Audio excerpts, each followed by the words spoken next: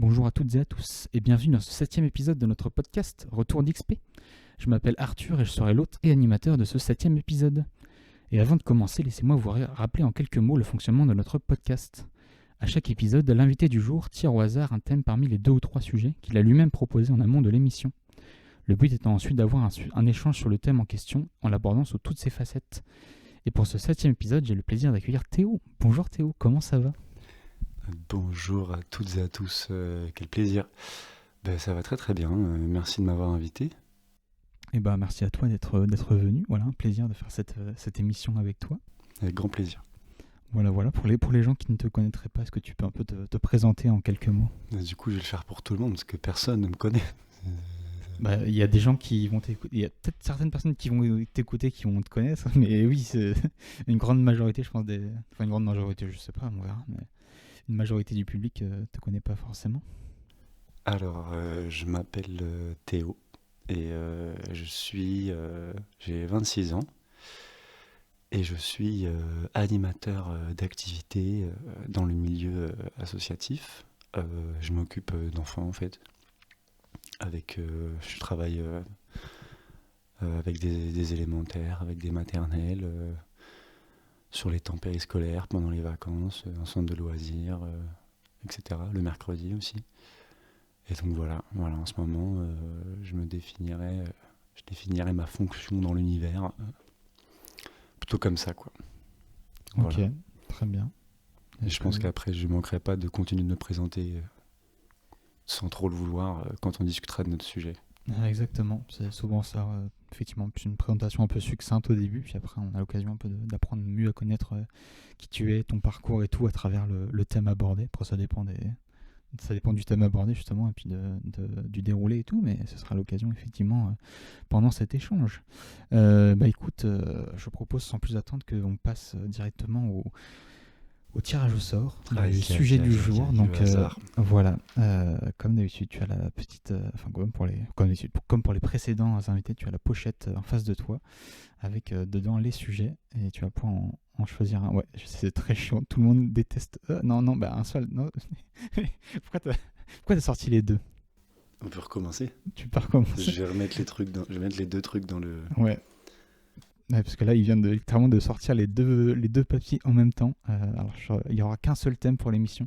J'aimerais bien parler des deux, mais ça fait une émission de 3 heures et je suis pas sûr qu'on puisse tenir 3 heures. Donc, je te demanderai de choisir un seul sujet, s'il te plaît. Voilà, est-ce que c'est bon ? Oui, et ben vas-y, je te laisse l'annoncer au public. Alors, il me fait un regard, je ne sais pas comment je dois le prendre, mais il me fait un de ses regards. Voilà. Le sujet, c'est le rap français. Ok, on tombe sur le rap français. Très bien. Il a l'air troublé par ce choix. Mais... Et je me sens comme au bac de français, là. Comme au bac de français. Ouais. Parce que je viens de tomber sur un texte que j'ai moins révisé que l'autre. Donc voilà, je me sens pas forcément très à l'aise. Alors sachant qu'en plus j'ai préparé l'émission ce matin, donc tu avais presque, j'allais dire, jusqu'au dernier moment pour changer de sujet si tu avais envie. Voilà.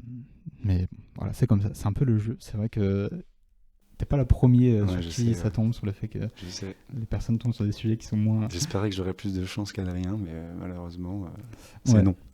Voilà, donc à part cas extrême, malheureusement c'est le jeu et on va devoir le respecter. Donc on part sur rap français. Après il y aura toujours, ça j'en ai pas beaucoup parlé forcément, mais il y a toujours la possibilité pour que pour que l'invité du jour revienne plus tard pour refaire une autre émission sur un autre sujet, en espérant cette fois-ci que ça tombe sur un sujet qui te plaise plus. Voilà, ce sera pas pour tout de suite, mais il y aura cette possibilité-là une prochaine fois peut-être. Donc voilà, on part sur le rap français pour aujourd'hui, puis on aura l'occasion d'aborder d'autres choses peut-être une prochaine fois. Voilà, du coup, comme d'habitude, je te propose, le temps que je trouve ma petite trame sur le rap français, est-ce que tu peux nous expliquer rapidement en quelques mots pourquoi tu as choisi ce sujet ?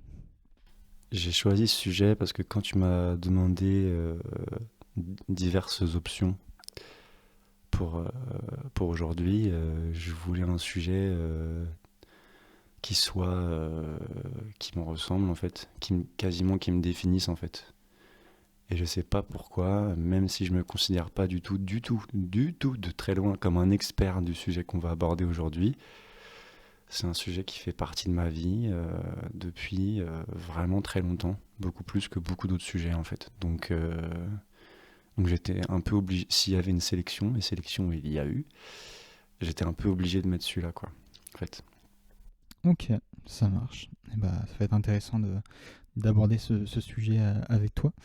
Euh, pour commencer, c'est un peu c'est la question que je pose à tout le monde. Enfin, c'est plutôt cette question-là que je pose, même quel que soit le sujet, mais c'est tout simplement comment et quand a commencé un peu ton rapport avec le rap français. Ce qui est drôle avec cette question que tu me poses, c'est que pourrait y avoir deux moments, parce que j'ai longtemps cru que c'était en seconde, en 2015. Donc ouais, je sais, si jamais il y a des gens qui écoutent du rap français depuis avant ma naissance, ils vont se dire ah, 2015, trop marrant. Bah oui, bah, chacun est né quand il est né, donc on fait ce qu'on peut. Mais en fait, c'est pas du tout à ce moment-là, c'est un petit peu avant. C'est quand je vivais dans la Nièvre, dans une bourgade qui s'appelle Clamecy, de 3000 habitants, qui représente complètement, en fait, pour moi aujourd'hui, les pires symptômes de la diagonale du vide, en fait, en France. Voilà, un patelin avec 3000 habitants, avec peu de commerces de proximité, avec de la misère sociale et affective de partout. C'est exactement comme un quartier, en fait, comme on les appelle, entre guillemets, sensibles.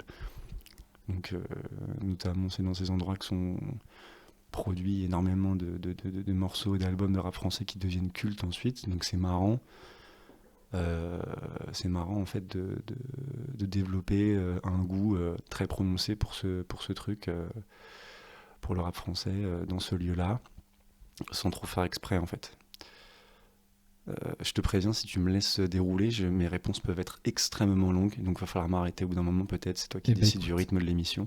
C'est pas gênant, je te préviendrai, mais de manière générale, j'ai plutôt tendance à laisser la parole assez libre aux invités. Donc, un peu comme dans Thinkerview quoi. Ouais, je vois l'émission, mais j'ai pas trop écouté. Donc, c'est caractérisé par le fait que les intervieweurs laissent vraiment dérouler leurs invités pour voir jusqu'où vont leurs réflexions et tout. Ouais. Je dis pas que ça ira très loin, mais on va essayer. On va voir. Moi, tu vois, j'ai quand même un certain nombre de thèmes et tout que j'ai prévu d'aborder. Stylé. Ça dépendra et tout de... T'as bossé, quoi. Ouais, un peu. Voilà. Comme je disais, je l'avais déjà dit sur les précédentes émissions, mais c'est vrai que je passe pas non plus des heures sur chaque trame. Moi, ça me prend entre 30 minutes, 1 heure pour préparer une trame. J'essaye de faire en sorte, par exemple, d'aborder le sujet un peu en surface.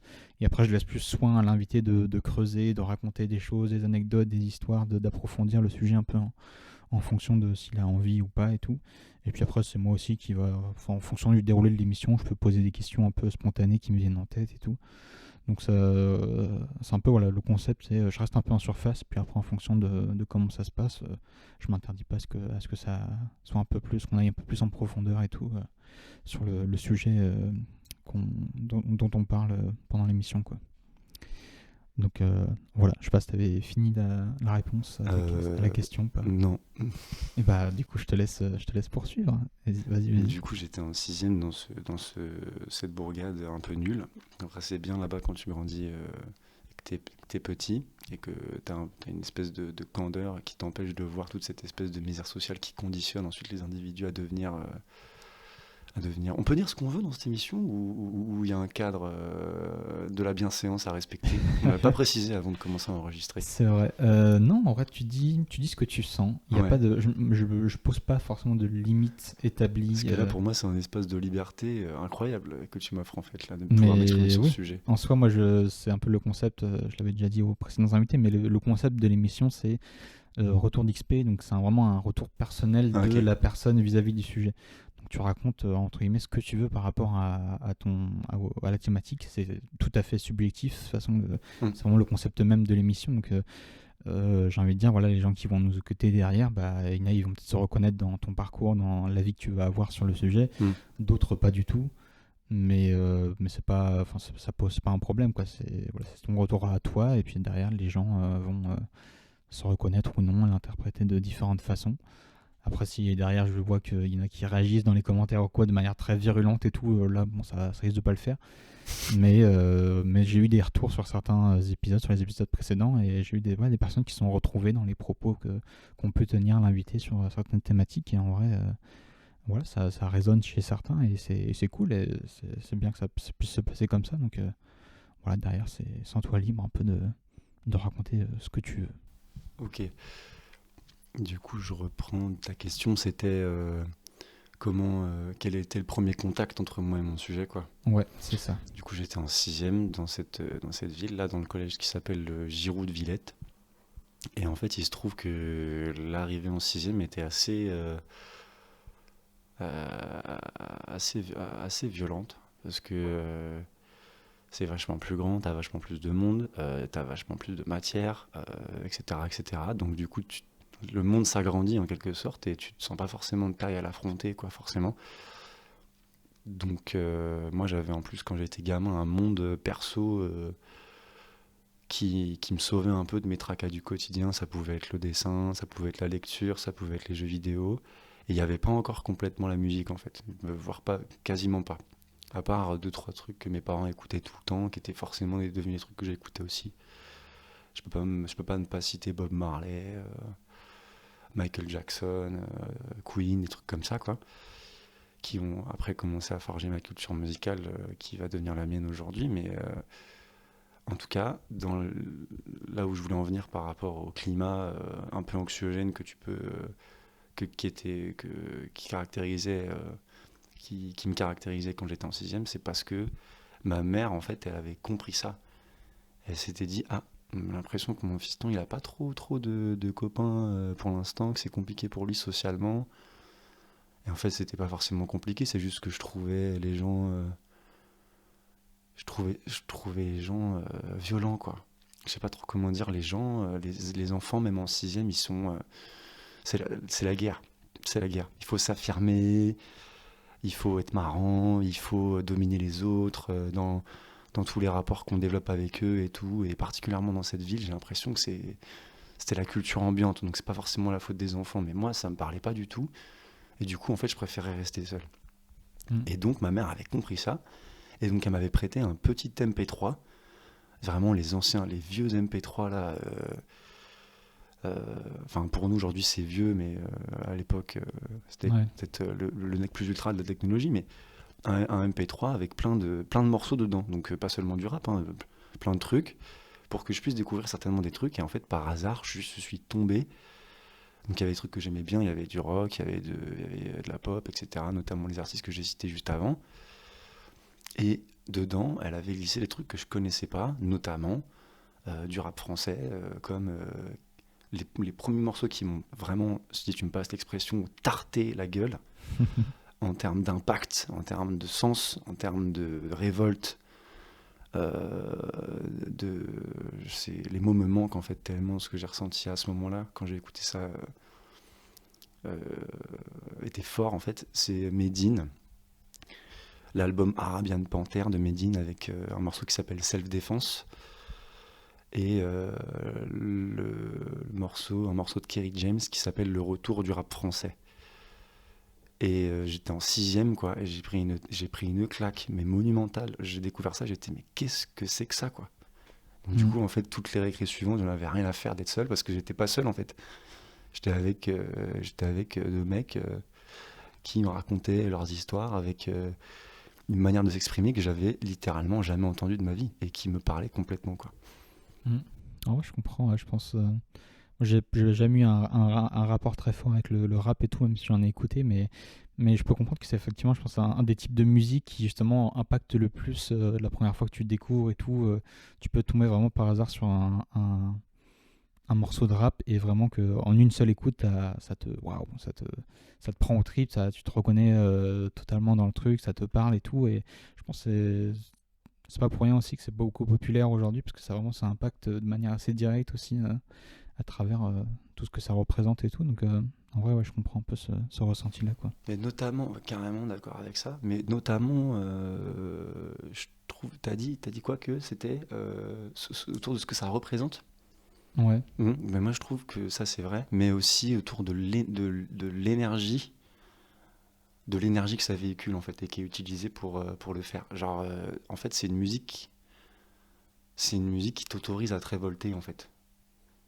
C'est vraiment ça, quoi. C'est vraiment, t'as le droit de dire non. C'est un peu ça.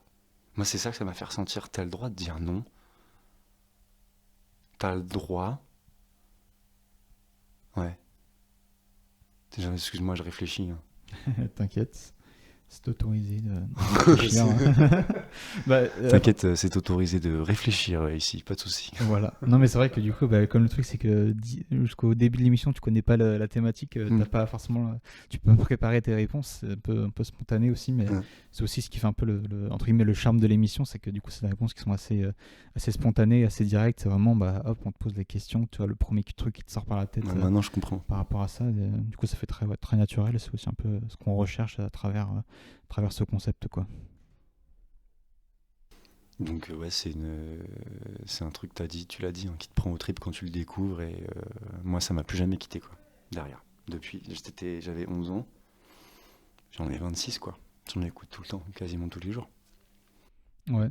Du coup, c'est vrai que j'ai pas mis la question, mais j'aurais pu la mettre. C'est quoi un peu comment dire, ta relation avec le rap, est-ce que c'est un truc qui te prend quel impact ça a sur ton quotidien? Est-ce que c'est un truc que tu écoutes, que tu fais souvent et tout?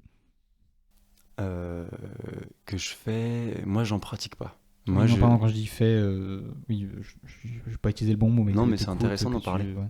C'est intéressant d'en parler, moi, parce qu'en fait, c'est un sujet aussi. Parce que moi, j'en écoute tellement que j'ai des potes au bout d'un moment qui m'ont dit: mais pourquoi t'en fais pas si ça te plaît tellement? Alors, si ça te dérange pas, c'est prévu dans l'émission. On l'abordera peut-être un peu plus tard, Ça cette marche. partie-là. Ok. Mais t'inquiète pas, c'est prévu, on pourra en discuter un peu plus tard. Ok, donc du coup, je disais. Ouais, sur simplement au quotidien, est-ce Ouais. que tu en écoutes beaucoup? Quelle place ça prend dans ta vie, quoi? Mais j'en écoute tout le temps. En fait, suffit de regarder mon historique YouTube, de regarder dans mes CD, de regarder dans mes fichiers sur mon PC, de regarder sur Deezer sur mon téléphone. En fait, je pense que sans trop faire exprès, c'est vraiment facilement 60% de ce que j'écoute, quoi. Facilement. À tel point que des fois, je me dis, mais c'est un manque d'ouverture d'esprit, en fait. T'écoutes que ça, quasiment tout le temps, mais c'est parce qu'en fait, c'est une énergie qui, qui est quasiment transcendantale, en fait. C'est vraiment une musique, à la base, qui est issue d'une volonté à la fois de paix, euh, et qui naît aussi d'une mentalité de révolte, en fait, quoi, de révolte, en fait, face à la violence. C'est comme dit Lino, c'est boxer avec les mots, quoi. C'est boxer avec les mots, c'est l'art de la punchline, quoi. Au début, c'est des textes hyper engagés qui parlent de guerre, de gangs entre quartiers qui font des morts, qui parlent de misère sociale, qui parlent des gens qui crèvent de froid dans la rue et du fait que tout le monde s'en fout, qui parlent de la déconnexion complète, en fait, de gens qui sont censés nous représenter et nous diriger et qui manifestement font n'importe quoi. Et du coup, en plus, c'est d'autant plus fort que cette représentation-là, elle vient de gens qui ont choisi de s'exprimer là-dessus parce qu'ils soit ils n'avaient pas d'autre choix, soit ils se voyaient pas faire autre chose ou faire autrement, ou ils se sont dit c'est la seule voie possible, en fait, c'est ma seule voie de lutte, c'est ma voix, c'est ce que je vais dire. C'est des gens, en fait, qui ont renoncé aussi, aux armes, en fait. C'est des gens, alors, moi je le vois vraiment comme ça, j'ai l'impression que c'est des mecs des mecs qui ont réfléchi, qui se sont dit on peut pas continuer, en fait. On ne peut pas continuer à être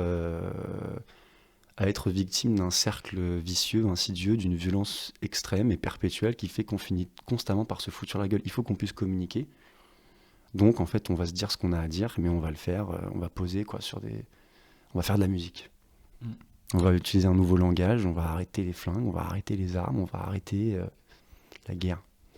Peace, love and having fun, quoi. C'est vraiment ça, quoi. Ouais, c'est vrai que c'est un média aussi qui est vachement efficace dans ce sens-là, qui est souvent une bonne musique et tout, ça peut vraiment t'impacter plus que juste une discussion ou un texte que tu lis et tout.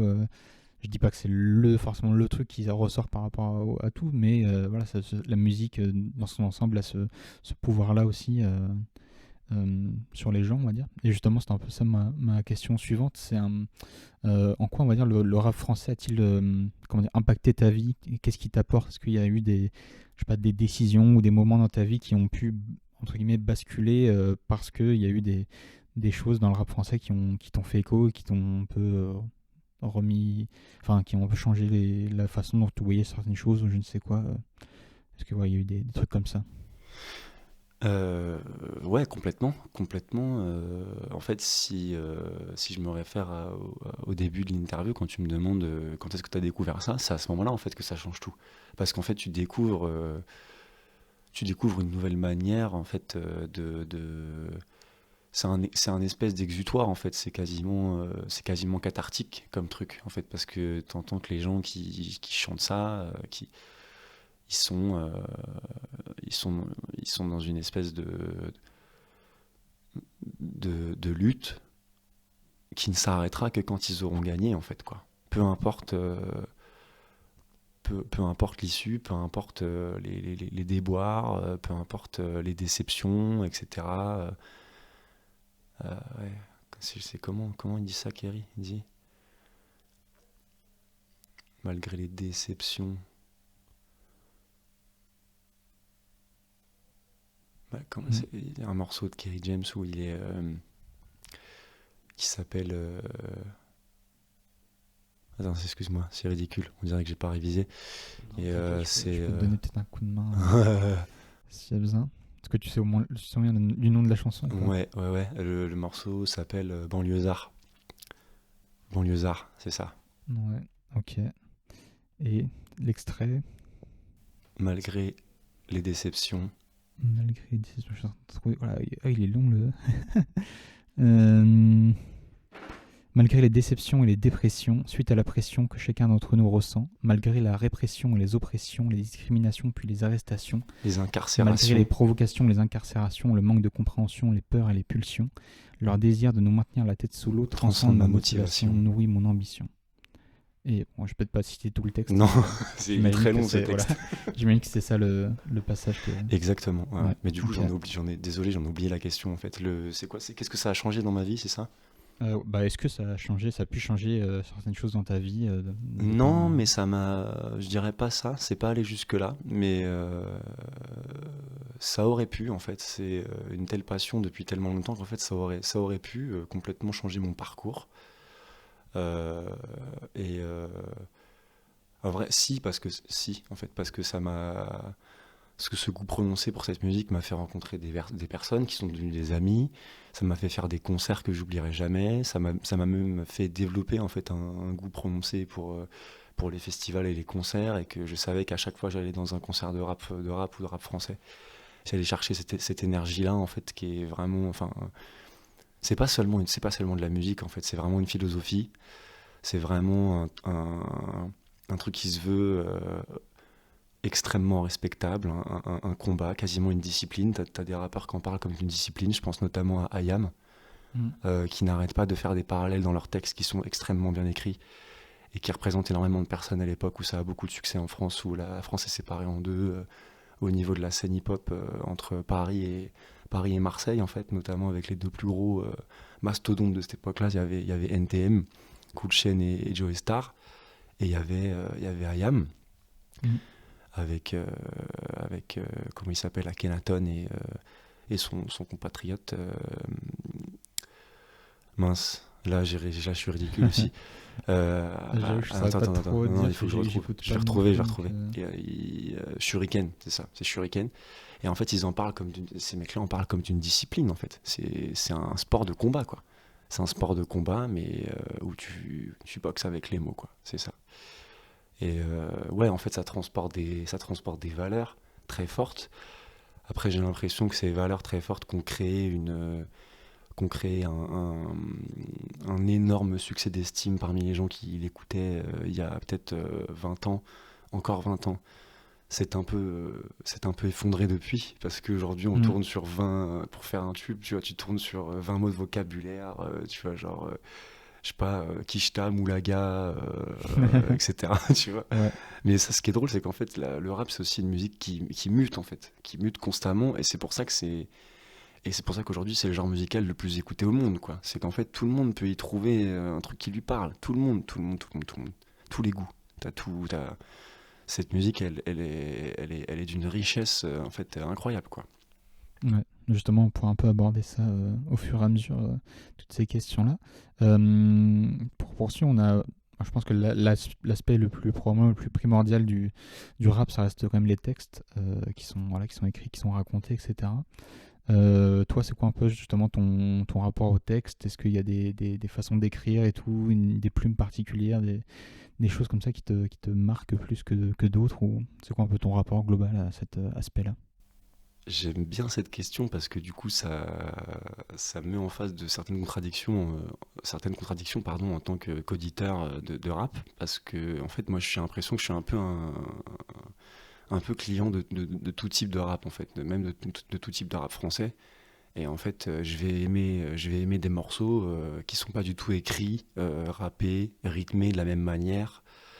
Je peux très bien surkiffer un morceau de Eus l'Enfoiré avec Sofiane, tu vois, qui part sur une espèce d'énorme vibe quartier, hyper, Mm. comment dire, hyper, un peu sauvage, tu vois, qui font la teuf et qui font ce qu'ils veulent, tu vois, et qui ont toutes les voitures et les femmes et l'argent que tu veux, tu vois. C'est une ambiance qui peut très bien me parler. Mm.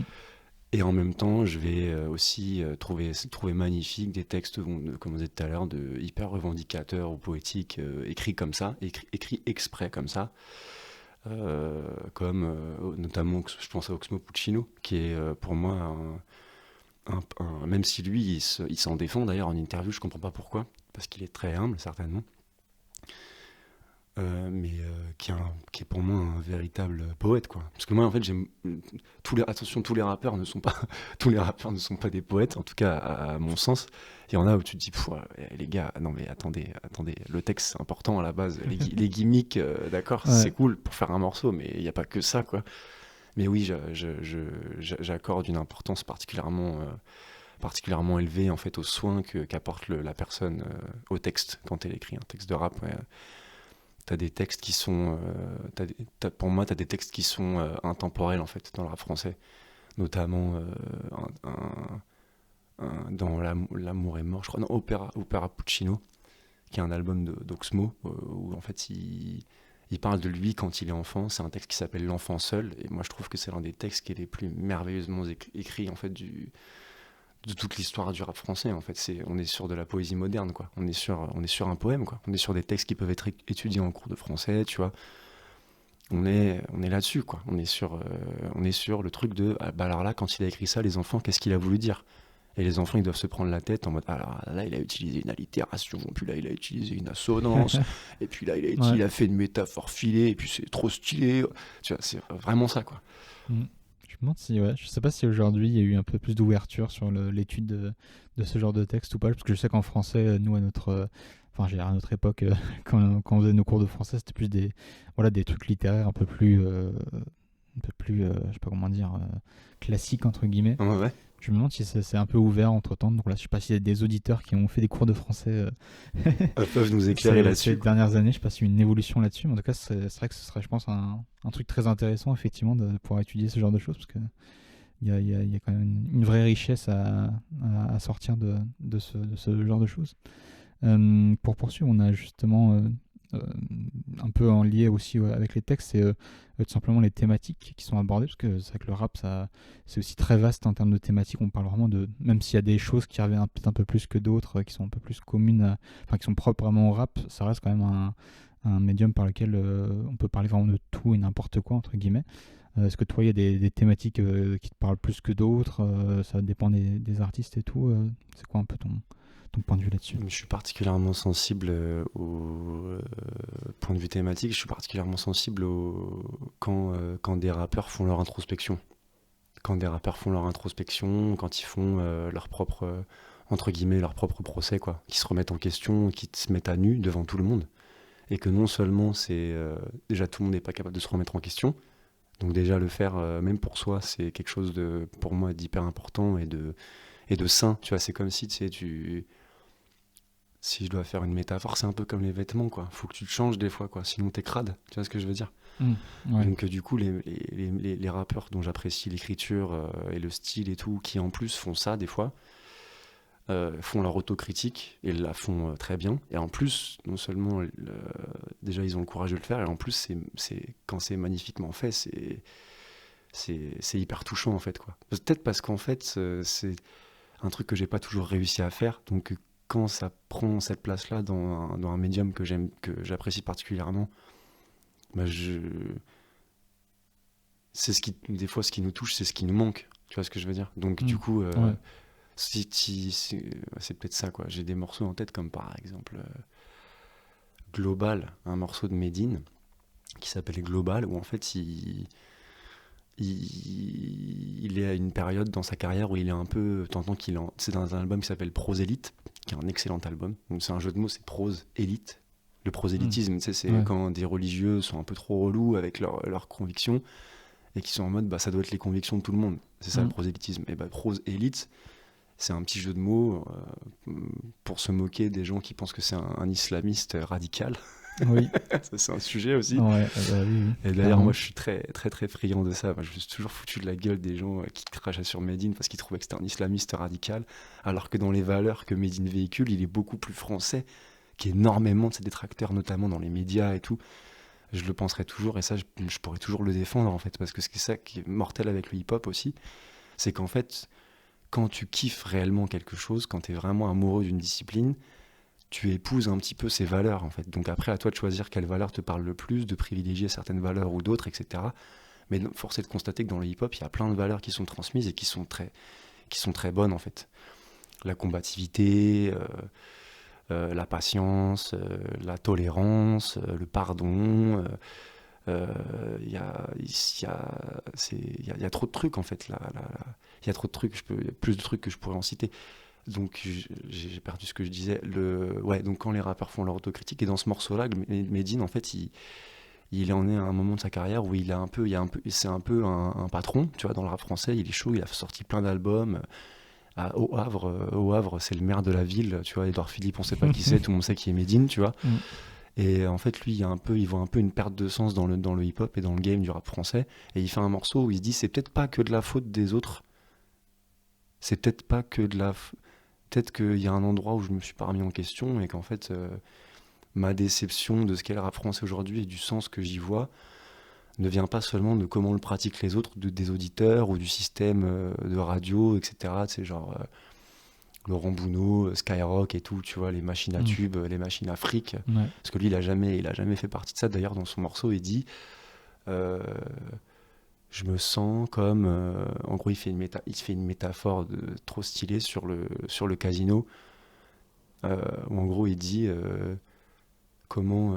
je suis dans un jeu dans lequel je joue... je suis dans un jeu dans lequel je joue d'une autre manière, tu vois, plutôt que les règles qui me sont imposées, quoi. Tout le monde cherche à faire du fric, on est sur une table de blackjack, tout le monde cherche à faire du fric. Et moi, je cherche à montrer mes idoles. Je cherche à parler de mes idoles, des gens qui m'inspirent, etc. Ce qui fait vachement ça, il fait vachement de name dropping, Medine. Il parle de ses influences et tout, et c'est très souvent avec un message politique hyper fort. Et donc en fait, dans ce morceau-là, il se remet en question et il dit notamment la dernière question que le rap m'ait vraiment posée, pourquoi les boîtes de pizza sont-elles carrées? Ouais, ça te fait rire, c'est drôle. Ouais. Et en gros, le morceau est rempli de trucs comme ça où il se dit mais à quoi ça sert en fait que je continue, quoi. Donc au début, il se remet réellement en question et à la fin, en fait, il finit par se persuader qu'il n'est pas le seul pour qui il fait ce truc-là, c'est aussi pour ses auditeurs. Donc du coup, moi, je l'interprète comment à ce moment-là? Bah, je me dis, il fait ça pour moi aussi. Parce que moi, Medine, c'est peut-être le rappeur que je suis allé le plus voir. C'est drôle parce qu'on va vraiment voir dans l'émission que c'est plus l'émission sur Medine que sur le rap français, parce que je suis super fan de ce mec-là et que j'ai vu plein de ses concerts et tout. Ouais, ça me touche. Ce thème-là, particulièrement. Après, il y a d'autres thèmes qui me touchent, la famille, la famille, quand les gens parlent de spiritualité aussi dans le rap, quand les gens parlent de leurs problèmes perso sous l'angle psychologique, tu vois, et qui prennent, en fait, quand les gens prennent de la distance par rapport à eux-mêmes et qu'ils le font bien, c'est là que tu te dis, bah, si ces mecs-là le font avec une qualité artistique rare, ça veut dire que tout le monde peut le faire en fait. Il suffit d'un petit effort, quoi. Faut le faire, c'est hyper important pour les autres. Donc du coup, entendre quelqu'un qui le fait à destination de milliers, voire de centaines de milliers ou de millions d'auditeurs, ça inspire les gens en fait. C'est pour ça que je parle de transmission de valeur, en fait. Ok. Bah, très intéressant en tout cas ce point de vue. Merci. Pour poursuivre, un autre aspect aussi qui est important dans le rap, c'est les prods, les musiques qui accompagnent les textes. On sait que moi je sais que perso ça a pu aussi jouer sur la popularité de certains morceaux parce qu'il y avait des prods qui étaient entraînantes et qui matchaient avec beaucoup de monde par rapport à peut-être d'autres, on va dire. Toi justement c'est pareil, c'est quoi ton point de vue là-dessus? Est-ce que comment les prods peuvent impacter un peu ton ressenti par rapport à une musique ou une autre, etc. Alors, ce qui est drôle, c'est que ma réponse, elle va être rapide parce que je crois que je suis assez lucide là-dessus. C'est que moi, je suis pas un mélomane. Enfin, si, mais je suis mélomane pour les autres trucs que j'écoute, mais dans le rap, même si une alchimie entre un texte et une prod qui sont tous les deux très très très très très très qualitatifs, et du coup, l'alchimie entre les deux fait un morceau extraordinaire. Après, ça c'est les goûts de chacun, bien sûr. Même si je crois qu'il y a certains morceaux qui n'échappent pas à cette catégorie, pour la majorité des gens qui écoutent du rap, euh, moi je vais toujours, dans mon approche, dans mon écoute, j'ai toujours privilégié l'importance du texte. C'est ce que j'entends en premier, c'est la première impression qu'un morceau me fait, c'est si le texte ou le thème va me toucher ou pas. Et du coup, la prod, elle passe souvent au second plan, mais des fois, force est de constater que la prod, elle est hyper importante. Et des fois, il y a des morceaux, notamment Valentin Ledu, dont je suis fan un petit peu aussi, dont j'ai vu un concert notamment à Rennes la semaine dernière, qui était très... Non, non, c'était samedi, n'importe quoi. Si, c'était la semaine dernière. Des fois, il fait des remixes de certains de ses morceaux, et en fait, tu t'entends, du coup, t'as l'impression que parce que la prod a changé, le texte n'a plus le même sens. Enfin, pas n'a plus le même sens, mais il n'y a plus la même ambiance, il n'y a plus le même mood, quoi. Il n'y a plus le même univers musical, le même univers tout court, en fait. Donc, du coup, t'es un peu chamboulé, quoi. Les remixes, c'est un truc qui m'a fait prendre conscience que, ouais, la prod était hyper importante. Mais si d'aucuns me diraient, bah, si c'est ça qui t'a fait croire que les prods étaient hyper importantes, t'as vraiment attendu avant de te pencher dessus, parce que franchement, il y a d'autres manières, je pense, de... Oui, les prods sont hyper importantes, mais je sais pas, moi je suis pas...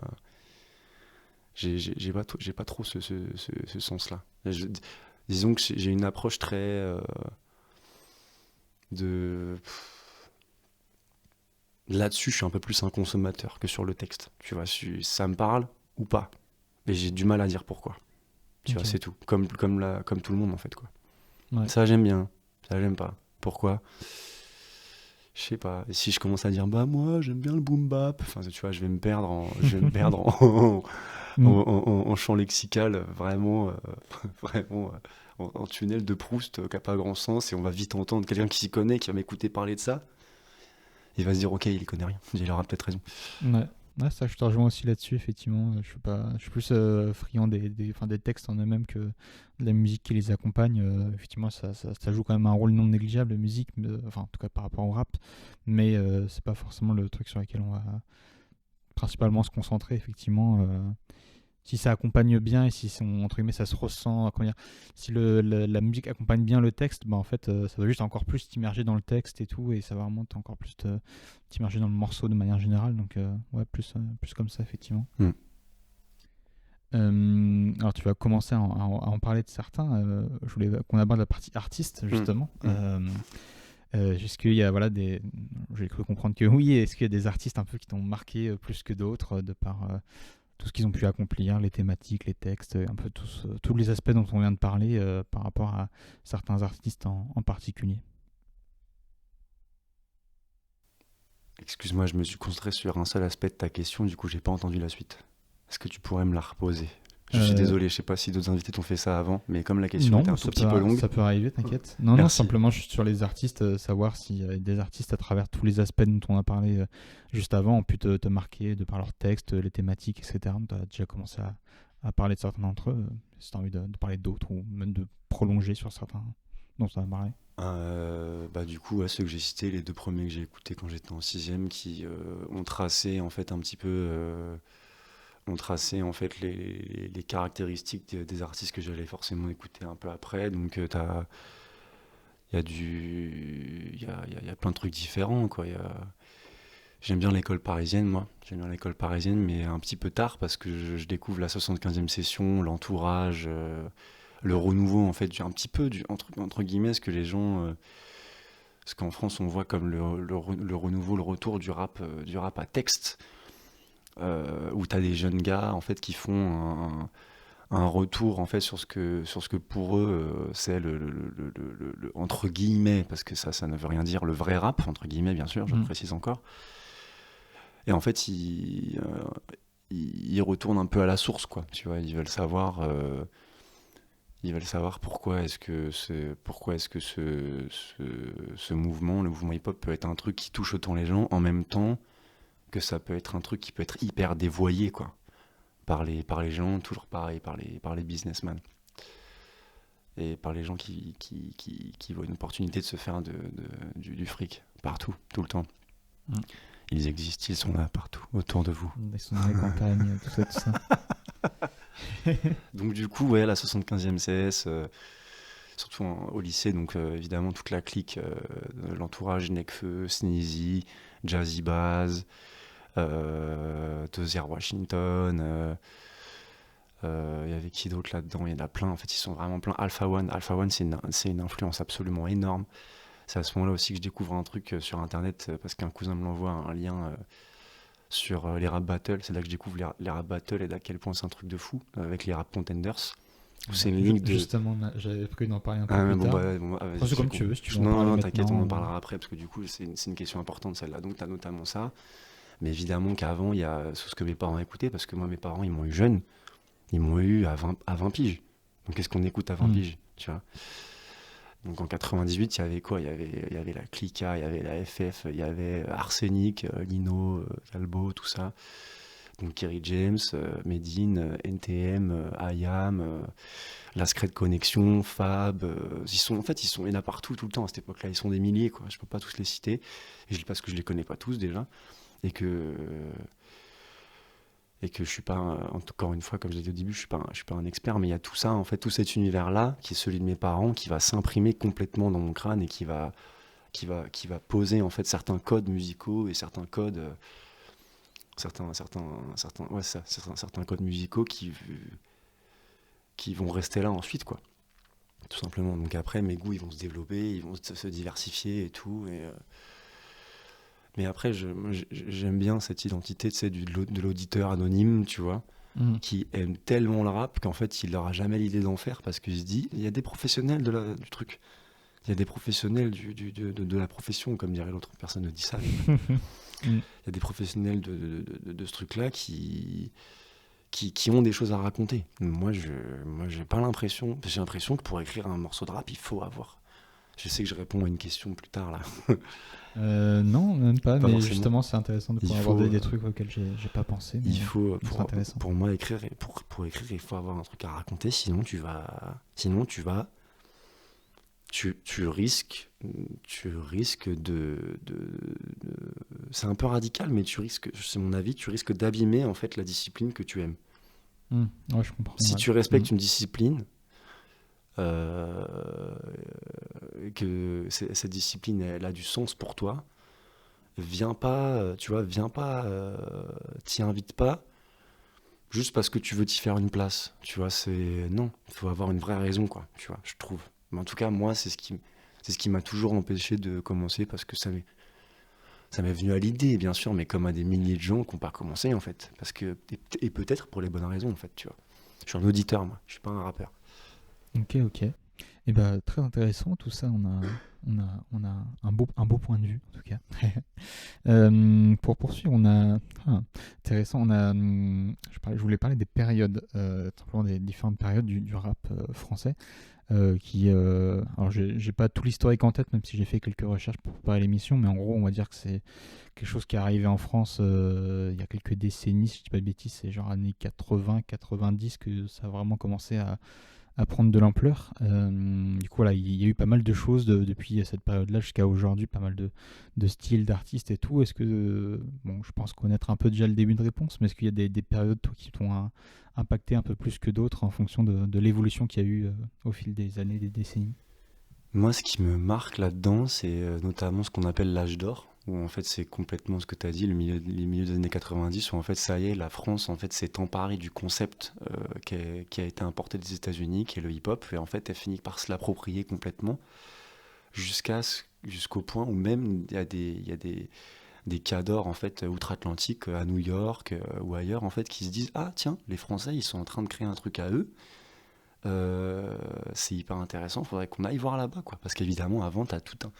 Parce qu'en fait, les États-Unis, avant que la France s'empare du phénomène et qui dévoile ses talents incroyables, c'était évidemment un espèce de lieu de pèlerinage, en fait, les States, pour les gens qui Mm. commençaient le rap et qui Bah étaient oui. amoureux du mouvement hip-hop.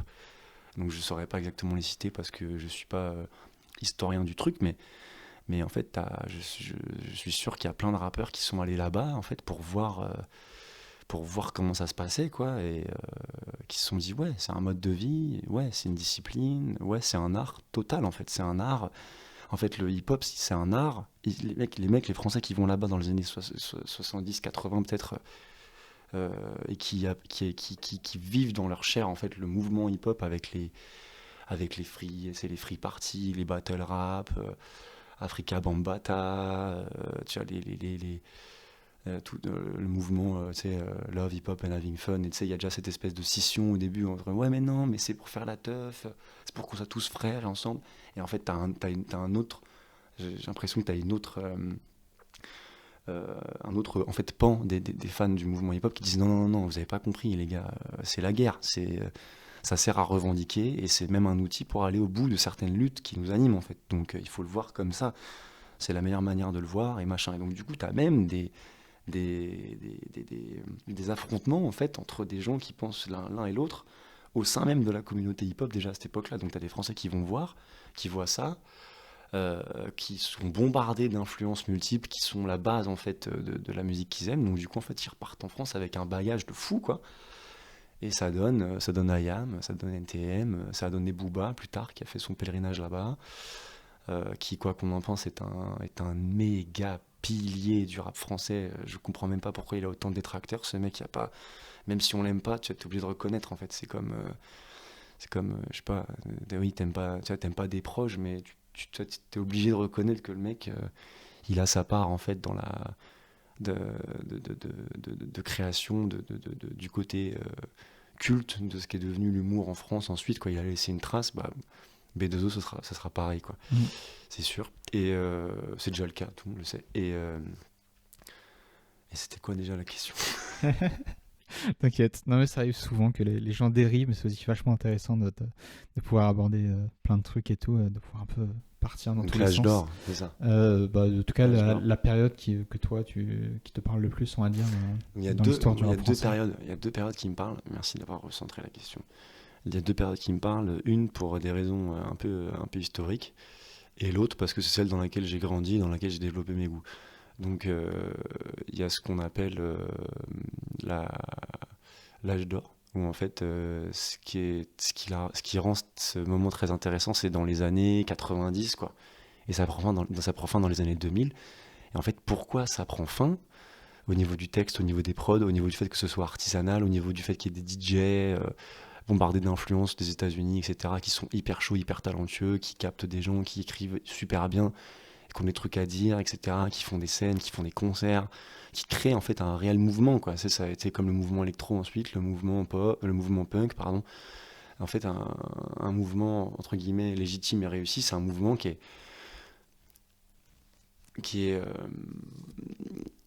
qui n'a pas besoin en fait au début d'être récupéré médiatiquement ou politiquement, ou qui n'a pas besoin d'être récupéré pour exister. Et le hip-hop, au début, c'est complètement ça. Il existe tout seul et il déferle, quoi. Il déferle en France à travers énormément de disciplines, comme la danse, comme le graphe, comme le battle, comme la musique. Enfin, il y a trop de trucs. Il y a un moment donné où, en fait, à Paname, ça recouvre tout. D'ailleurs, il y a un morceau d'NTM que je trouve très cool qui s'appelle Paris sous les bombes, qui est un jeu de mots. En fait, les bombes, c'était les bombes de peinture. C'était le moment où, en fait, le monde, Paris n'a pas compris. Paris n'a pas compris pourquoi il y avait des tags et des graffitis qui ont poussé partout. Mais c'est parce qu'en fait, il y avait des jeunes gars des terres qui sortaient le soir en bande, qui descendaient sur les voies ferrées avec des bombes de peinture et des masques pour y laisser leur marque partout, quoi. Et il y avait des trucs qui étaient magnifiques. Donc, du coup, il y a eu le débat de oui, art ou dégradation, tu sais. Mais évidemment que c'est de l'art, en Ouais. fait, c'est de l'art brut. C'est de l'art brut, en fait, et c'est là parce que ça a sa place et ça trouve ses racines dans énormément de symptômes sociétaux qui mettent les gens mal à l'aise, donc on l'exprime. Et en plus, ils l'expriment sous cette forme-là, donc c'est vraiment excellent, quoi. Donc du coup, tu as une forme de déferlement de ce mouvement-là à travers tout ce que j'ai dit juste avant qui arrive et qui ne peut pas être ignoré, en fait. Et en fait, ça peut pas être ignoré, et ça peut tellement pas être ignoré que c'est là que ce mouvement-là, en fait, notamment en France, va, pour moi, gagner sa palme d'or de mouvement à part, musical et culturel, parce qu'en fait, c'est un mouvement qui va finir par être récupéré musicalement par les businessmen, par des gens qui se disent « Ah tiens, 113 là, ils ont gagné des victoires de la musique. » À l'époque, c'est impensable. Hein. Dans les années, quoi, c'est 2090, 2000, je sais plus. 2000, 2001, les Tontons du Bled, c'est quoi? Je sais plus. Mais c'est parce que je saurais si j'étais né 10 ans avant ma naissance, tu vois, ça serait mon histoire. Mais du coup, c'est pour ça que je le sais un peu de loin, parce que je suis né en 98. Mais il me semble, pour faire grossièrement, qu'en fait, 113, c'était un groupe de rap français parisien, dans les quartiers et tout, et qui a réussi en fait à brasser hyper large au niveau de son public, alors qu'en fait avant le hip-hop c'était uniquement quasiment un truc de niche avant d'exploser, tu vois. Et en fait il se trouve que là ça explose, et ça explose tellement qu'il y a les mecs obtiennent une victoire de la musique. Aujourd'hui on est habitué, tu vois, avec les Nekfeu, les Orelsan et tout, les trucs comme ça. Mais en fait à l'époque ça n'existe pas. À l'époque t'es entre je sais pas, je sais plus exactement, j'ai pas la mémoire des dates, mais tu peux être entre un Jean-Jacques Goldman et une Céline Dion, enfin j'en sais rien, tu vois, et les groupes de rap, c'est rien, culturellement, ça n'existe pas. Aujourd'hui, c'est comme si je te disais, qu'aujourd'hui un film amateur gagnait un César. C'est vraiment le même décalage, quoi, tu vois. Et donc à partir du moment où en fait 113 est complètement en place au niveau de son public, qu'ils ont eu un succès monstre, qu'ils ont gagné des victoires de la musique, il y a les producteurs en fait de radio, notamment Skyrock, en fait, qui comprennent l'importance de la formule pour le succès, et que du coup en fait la formule il faut la simplifier, il faut l'édulcorer. Il faut la rendre banale, la rendre vulgaire, la rendre accessible au plus grand nombre. Et que donc, du coup, il faut un peu la charcuter, la passer au moulinet, tu vois, de la post-production parisienne, tu vois, où c'est de l'usinage, quoi. Tu vois, en fait, certaines personnes comprennent, d'un point de vue financier, ce qu'il faut faire avec le rap pour en faire une machine à fric, tu vois. Et c'est complètement ce qui va se passer. Et c'est d'ailleurs pour ça qu'aujourd'hui, on a une forme qu'on a une multiplication de thématiques qui sont finalement assez vulgaires, quoi, tu vois, parce que c'est sponsorisé en fait. Et à un moment donné, en fait, où il y a le rap après les années 2000, d'ailleurs après l'âge d'or, parce que du coup pour moi c'est ça qui précipite en fait la fin de l'âge d'or du rap français. C'est précisément ça, c'est des mecs qui se rendent compte que en édulcorant la formule et en parlant de choses vulgaires, etc., machin, hop, tu ramènes de plus en plus de gens et tu fais de plus en plus de thunes à l'écoute et tu vends de plus en plus de CD, etc., quoi. Voilà. Et donc du coup après c'est notamment pour ça que le rap a une image l'image du gangsta rap vulgaire et blindé de drogue et de voitures et de perquises à 6 heures du matin, en fait, qui est fausse, hein, qui est fausse, franchement, qui est vraie quelque part, mais qui est minoritaire, franchement, et qui est pas drôle, tu vois, qui est hyper violente. Mais ça fait vendre, tu vois, ça fait vendre.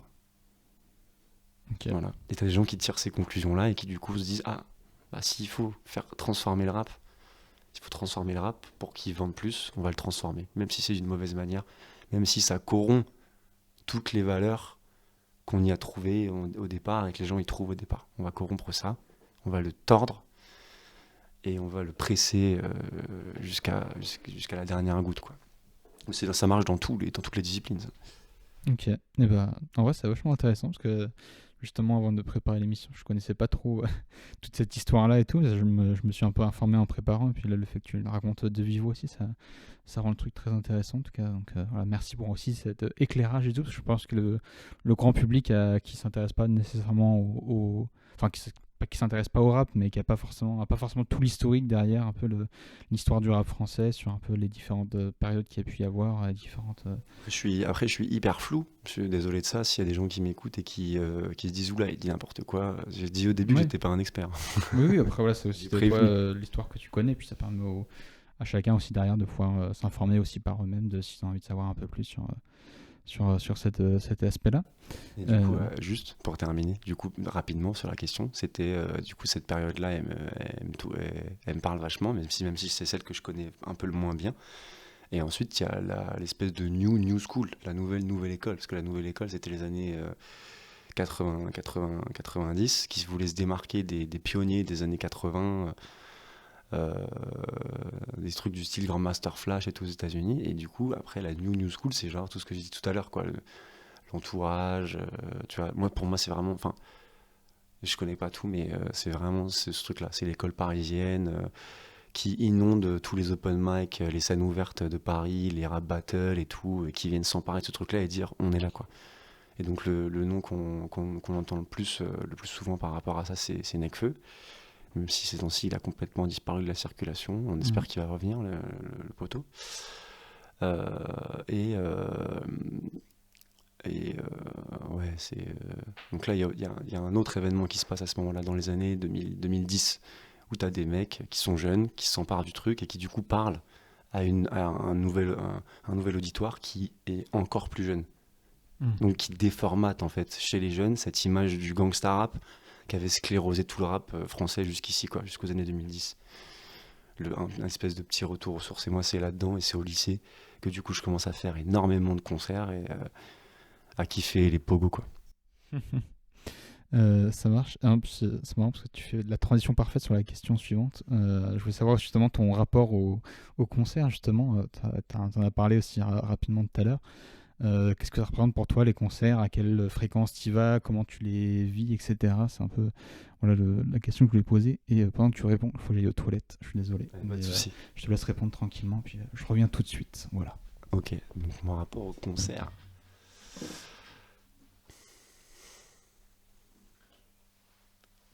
Ben, les concerts, en fait, c'est hyper important. C'est hyper important, pourquoi? Parce que quand t'es dans un concert de rap,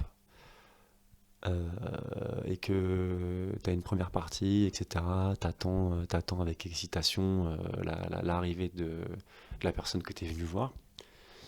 Et en fait, ça démultiplie en fait l'intérêt de voir la personne en live, pouvoir l'écouter en live, parce que ça crée en fait un véritable lien.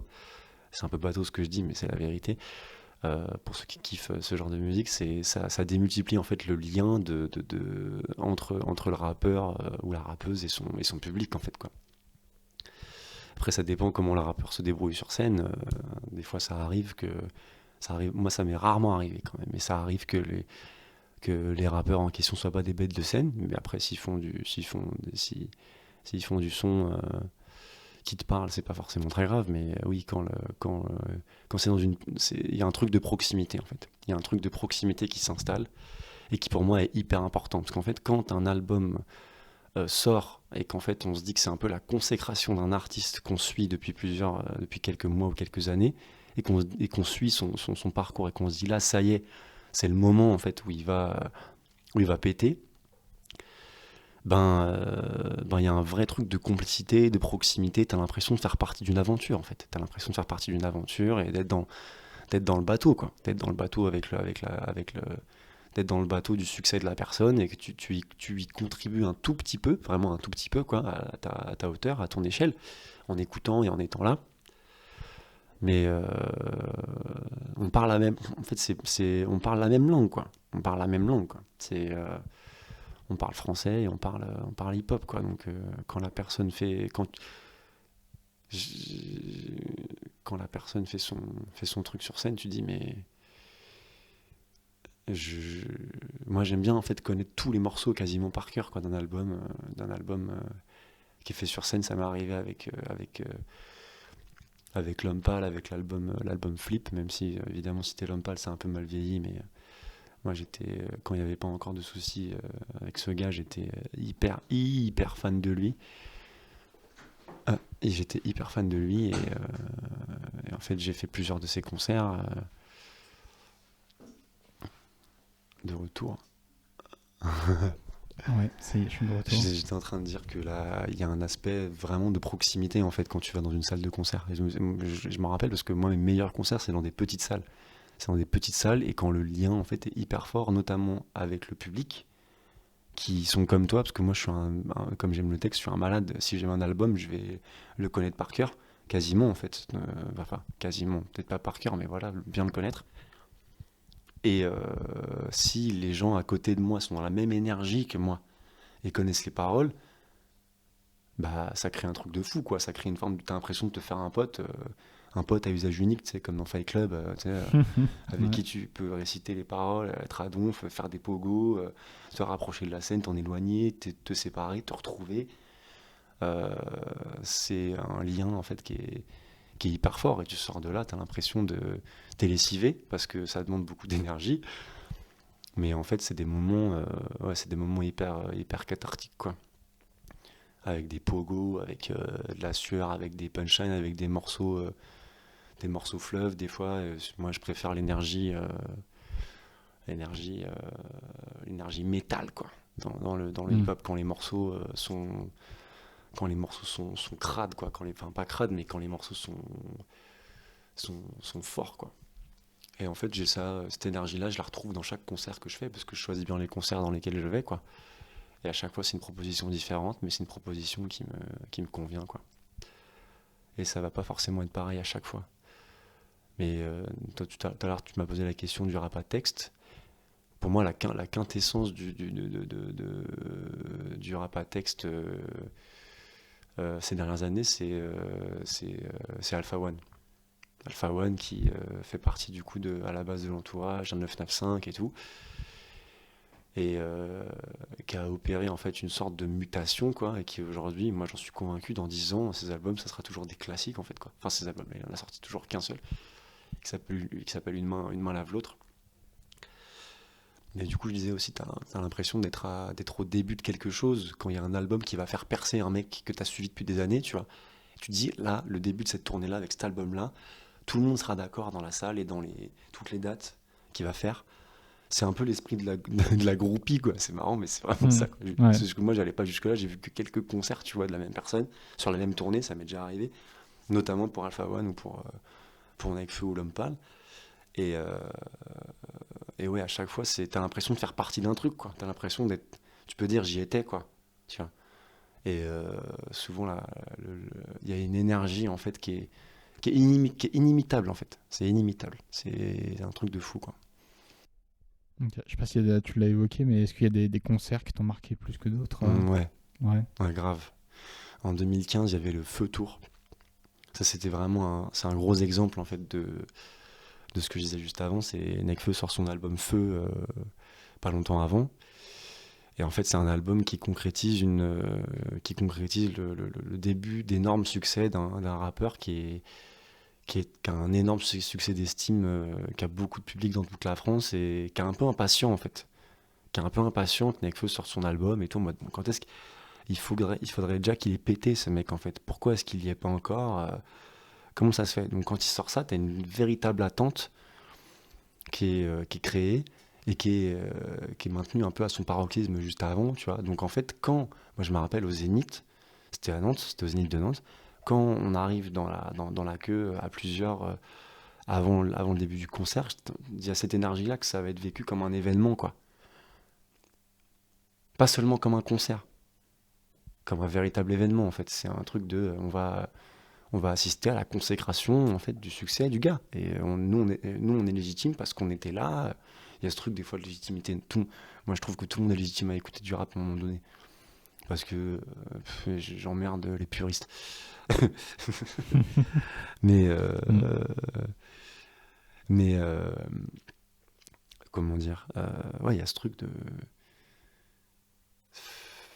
je sais pas, quand tout le monde connaît les paroles sur le bout des doigts et que tous les morceaux mettent tout le monde d'accord à chaque fois, et qu'il y a une forme de hype qui fait que grimper tout le long du concert et que c'est plus un concert, c'est une séance de sport collectif, tu vois, Ouais. et qu'il y a des mouvements de foule, des pogos, ouais, c'est un truc de malade. En fait, j'ai l'impression de voir ces concerts-là, ça me fait moins regretter une époque que j'ai pas connue, qui était les 60s, quoi, avec le rock et le mouvement hippie de l'époque où tu avais je sais pas dans quelle mesure c'est comparable, mais il y a une vraie sensation comme ça. Donc il y avait ce truc-là, le feu tour. Et je m'en rappelle aussi parce qu'en fait, il y a une nana qui s'est évanouie parce que elle était trop.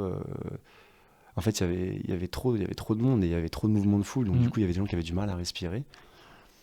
Et je me rappelle que du coup, à côté, j'ai pu lui filer un coup de main pour que les vigiles ils puissent, tu vois, la sortir de là, en fait, quoi. Et donc c'est pour ça que je m'en souviens un peu, mais aussi parce que tout était épique, quoi.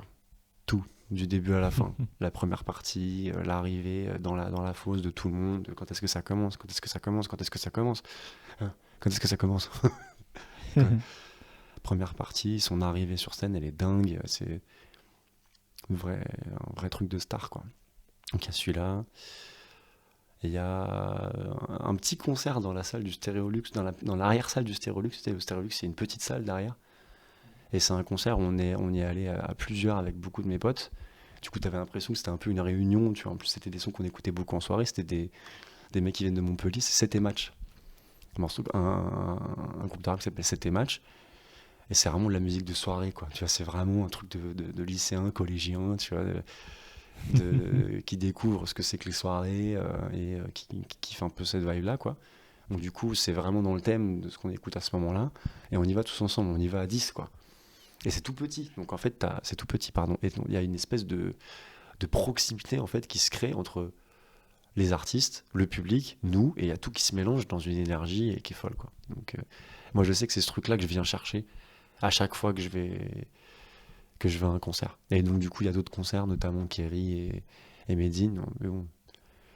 Mais bon, Alpha One aussi. Alpha One, c'est quelque chose. Où en fait, je viens. Il y a une énergie particulière, mais sauf que je les compte plus parce que je les ai vus tellement de fois, eux. Tu vois, Medine, je Mm. l'ai vu facilement 10 fois, tu vois. Ok. Et j'y retourne à la fin de l'année, d'ailleurs. Ouais, t'arrêtes plus. Ouais. Non, je suis Ouais. C'est vrai que un moi, vrai fan de ce mec-là. j'en ai pas fait beaucoup des concerts, tout type de musique confondu. Mais en vrai, je peux comprendre qu'effectivement, c'est un truc assez. Je sais même plus quand est-ce que remonte le dernier que j'ai fait. Ah ouais? Mais ouais, c'est vrai, je pense. Enfin, je vois tout à fait ce que tu veux dire quand tu dis que c'est une expérience assez unique, assez incroyable à vivre, où t'as tout, entre guillemets, qui explose en même temps, entre guillemets, lors de Hmm. ces temps-là. Donc, non, ouais, je vois ce que tu veux dire, effectivement. Euh, en tout cas, merci pour ce retour. Ouais, plaisir. Pour poursuivre, on a. Alors, je sais pas trop comment l'aborder. J'ai noté ça comme l'accessibilité du rap français. Euh, En gros que comment dire le rap a évolué, puis les moyens de l'écouter aussi ont pu évoluer au fur et à mesure du temps avec le développement des technologies, etc. En termes de diffusion, etc. qu'on a un peu évoqué aussi tout à l'heure. Toi, comment tu vois ça justement? Est-ce que tu trouves par exemple que aujourd'hui, en 2025, le rap est beaucoup plus accessible par rapport aussi au grand public? Est-ce que c'est un truc plus mainstream que ça l'était avant? Comment tu vois un peu cette évolution-là, quoi? Plus mainstream, bien sûr, complètement. En fait, Moi, j'aime bien regarder des fois des vidéos de mecs qui chinent ça sur Internet, des mecs qui font des prods et tout. Je pense notamment au... Comment il s'appelle le Fossoyeur, non, c'est pas ça. C'est un mec qui fait des prods et qui vient du 9-3, je crois, avec pour cacher son visage, il a un, il a un masque. Il a un masque de crâne, comment il s'appelle? Il s'appelle... Je sais pas, je connais pas non plus. Attends, Donc, je vais retrouver. ça va te revenir. Ouais, ça va me regarder. revenir plus tard, c'est pas grave. Et donc, du coup, ouais, évidemment, il y a aujourd'hui, il y a des moyens illimités en fait d'écouter du rap. Je pense à toutes les plateformes, à YouTube tout simplement, qui est un truc gratos, sans compter les publicités que tu dois te farcir. Mais ouais, évidemment, il y a plein de trucs. Il y a Deezer, il y a Spotify, il y a YouTube, il y a SoundCloud, et en fait, ça n'annule pas en fait tous les moyens un peu antérieurs de l'écouter, mais je sais qu'en fait, ça change le rapport. Ça change le rapport que les gens peuvent avoir à la musique en général, en fait. Les gens qui sont très fans de hip-hop et qui ont 40 ans aujourd'hui, ils se disent, mais maintenant aujourd'hui, tout est extrêmement accessible. Ça marche pour beaucoup de trucs, hein, ça marche pour tout, pour un peu tout. Pour la musique en général, pour les films, pour les séries, etc. Avec Internet, quasiment, t'as tout à portée de main. Si t'es passionné, c'est une mine d'or incroyable. Mais du coup aussi, ça crée un peu l'illusion de... Oh, il y a trop de choix. Tu vois, du coup, tu sais plus quoi choisir. T'es paumé entre un son de Jul, de Gims, de la Skretko, et de Medine, et de PLK, et tu sais pas quoi choisir. T'es là. Du coup, tes goûts... Du coup, c'est compliqué de forger ses goûts maintenant, aujourd'hui, je trouve. J'ai l'impression que... C'est ça qui m'embête un peu, j'ai l'impression que maintenant, les petits, ils vont pas avoir d'expérience. J'ai l'impression que pour l'entrée dans le kiff de cette musique ou de n'importe quelle autre, c'est la même entrée pour tout le monde. Ce sont juste des effets de mode avec un seul morceau qui va après ensuite tourner sur les réseaux, genre TikTok, un truc comme ça. Et en fait, c'est une nécessité de connaître ce truc-là pour être validé socialement, tu vois. Donc en fait, ce truc-là, ça marque vachement, je pense, tes goûts. Et ça marque en fait vachement comment tes goûts vont se forger en fait ensuite, quoi. Donc, alors que si tu as des expériences assez intimistes au départ avec cette musique, ça va individualiser, tu vois, en fait, un peu. Je sais pas si la formule est correcte, mais individualiser en fait tes goûts, quoi. Tu vas connaître plus de trucs et tu vas chercher plus profondément, parce qu'en fait à l'époque dans les années 90, les mecs de 14 ans qui écoutaient du rap à Paris, en fait ils prévoyaient quand est-ce qu'ils sortiraient pour aller à la Fnac de la ville la plus proche de chez eux pour acheter le CD qu'ils voulaient de l'artiste qu'ils voulaient. Ils avaient économisé pour, et quand ils avaient un CD, ils écoutaient tout euh, plein de fois jusqu'à ce que ça devienne une référence pour eux inaltérable, quoi, dans leur esprit et dans leur référentiel musical et rapologique, quoi, tu vois. Aujourd'hui, c'est buffet à volonté aujourd'hui. Buffet à volonté, du coup tu t'es là en mode voilà, ce qui avait vachement de goût hier, aujourd'hui on a toujours autant, mais comme t'en consommes vachement plus, tu t'en rends moins compte.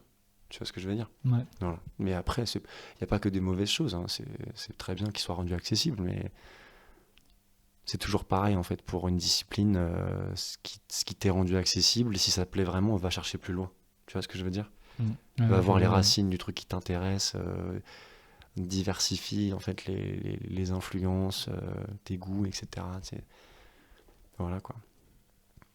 Je suis pas forcément un exemple de ça en plus. Moi je dis ça, mais pas forcément un exemple de ça. Ok. Je suis pas très extrême là-dessus. J'aime bien. Il y a des sons que je peux écouter pendant des années avant de les skipper, quoi. Tu vois. Ouais. Mais oui, ça dépend. Je pense aussi un peu des goûts aussi, tout simplement. Effectivement, moi, dans ma playlist aussi, j'ai un peu plein de styles musicaux. Il y en a que j'écoute depuis. Il y en a que j'ai découvert il y a à peine quelques jours, quelques semaines. Et puis il y en a, ça fait, je sais pas, plus de 10-15 ans que je les écoute et je continue à les apprécier toujours autant encore aujourd'hui, quoi. Donc je pense que ouais, ça dépend vraiment. Il y a des trucs qui te marquent plus que d'autres, que tu vas retenir plus longtemps que d'autres, qui vont te marquer à vie, ou d'autres. Tu vas D'autres pas. écouter une fois, et puis finalement, t'accroches pas, et puis tu passes à autre chose, quoi. Donc, Mm. Ouais, je vois ce que tu veux dire, effectivement. Pour poursuivre aussi sur cette thématique-là, je voulais savoir, est-ce qu'il y a des médias justement au rap, toi, que tu consommes, que ce soit, soit des comptes sur les réseaux sociaux, des chaînes YouTube, des émissions à la radio ou à la télé, est-ce qu'il y a des médias qui te parlent particulièrement? Alors, tu fais, tu as besoin de chercher quelque chose. Des médias arabes que je suis. Ouais, il y avait pas mal à un moment donné un mec qui fait de l'humour et qui ressemblait un petit peu à toute la ribambelle de mecs qui faisaient des podcasts sur YouTube là. Les Norman Cyprien, Hugo Tout Seul, etc. Mais en Mhm. fait, lui, il le faisait par rapport à une de ses passions, qui est le rap français. Il s'appelle John Rachid. Ah, John, je pensais à lui justement voilà, tu quand vois, tu l'as décrit. Ouais. John Rachid, c'est un mec dont j'ai suivi absolument toutes les vidéos. T'inquiète, normalement ça ne doit pas trop. Le petit bouge, la chaise qui bouge, ça ne doit pas trop s'entendre. Et ouais, notamment ouais, ce mec-là, il faisait des trucs qui me faisaient bien rigoler. Et aussi, en fait, il y avait un intérêt que lui, lui ça lui tenait vachement à cœur. Il faisait quasiment les vidéos pour ça. C'était pour faire découvrir en fait à son audience tout, les, tout ce que était possible de découvrir en fait en termes de références musicales dans le rap français. Donc il a parlé de Sniper, il a parlé d'NTM, il a parlé d'Oxmo, il a parlé de Kerry James, il a parlé de Medine, il a parlé de... Bon, je cite un peu les mêmes depuis tout à l'heure, mais bon, Oui. c'est mon référentiel à moi, mais il a parlé de Gims aussi, il s'est un peu légèrement foutu de sa gueule quand même, mais bon, c'est de l'humour. Euh, et donc ouais, ça me parlait assez, ça m'a fait découvrir des trucs, mais sinon, en tant que des médias arabes sérieux, que je suis assidûment, pas vraiment, parce que je suis pas tellement sur les réseaux sociaux, mais s'il y en a, si jamais je les suis, c'est des artistes que j'écoute très souvent, je suis abonné à leur chaîne YouTube et je vois ce qu'ils sortent quand ils le sortent, quoi, tu vois. Voilà, notamment là, d'être directement abonné à certains artistes sur Deezer, tu vois ce qu'ils sortent quand ils le sortent, tu l'écoutes direct, voilà quoi. Mais sinon, média rap avec des articles et tout, non, pas forcément. Non. J'écoute vachement plus qu'autre chose, quoi. Ok, ça marche. Euh, je te propose maintenant qu'on passe à une partie un peu plus. Enfin, des questions c'est un peu pêle-mêle, de trucs plus ou moins différents, on va dire, par rapport au rap. Je propose d'abord, pour commencer, je voulais aborder les clashs, les diss tracks. Ah. Voilà.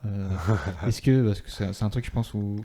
Je sais pas s'il y a il y a que le rap qui fait ce genre de choses, mais Non, c'est quand non. même à travers le rap que c'est le plus connu, on va dire. Non, je pense pas qu'il y ait que dans l'arabe qu'il y ait ça. Ouais. Ta question est finie ou pas?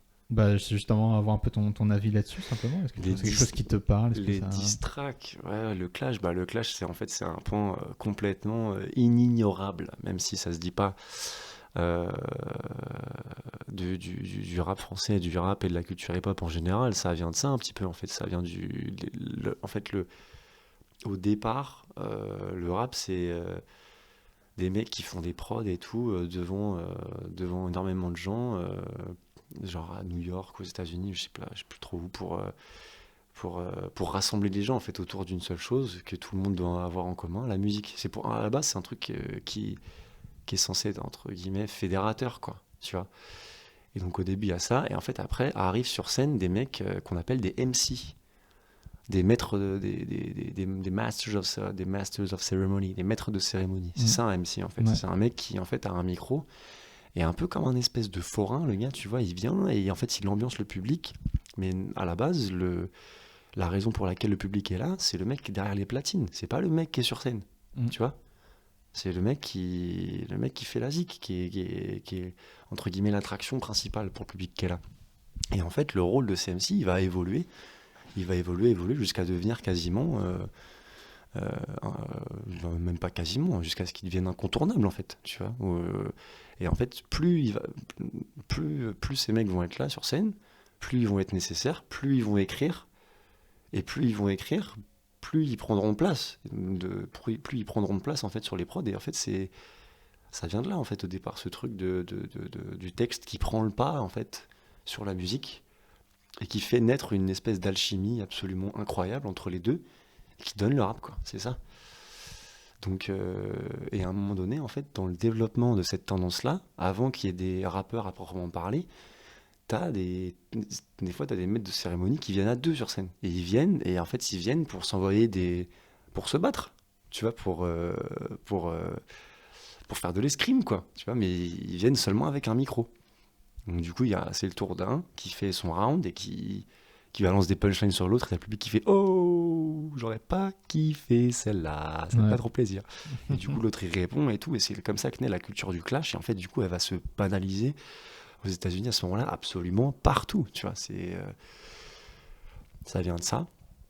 Et donc, t'as des mecs qui sont excellents là-dedans, et t'as des mecs qui commencent à écrire des punchlines, mais qui sont nuls, qui sont pas forcément très bons dans ce registre-là, mais qui vont découvrir en parallèle, ils écrivent des textes qui sont très beaux. Donc en fait, ils commencent à les rapper et tout. Et c'est déjà là, en fait, que le rap se subdivise en fait en différentes catégories, tu vois. C'est là qu'on parle de rap, qu'on commence à parler de rap conscient, d'ego trip. En fait, c'est des morceaux où voilà, rap à texte, tout ça, l'ego trip, c'est un morceau où les gens parlent que d'eux, tu vois. Donc t'as aussi ce truc-là, en fait, l'arrogance, tu vois, de base du MC. Si t'es un MC, t'as une prestance, tu vois, t'as un truc, t'es pas là pour rien.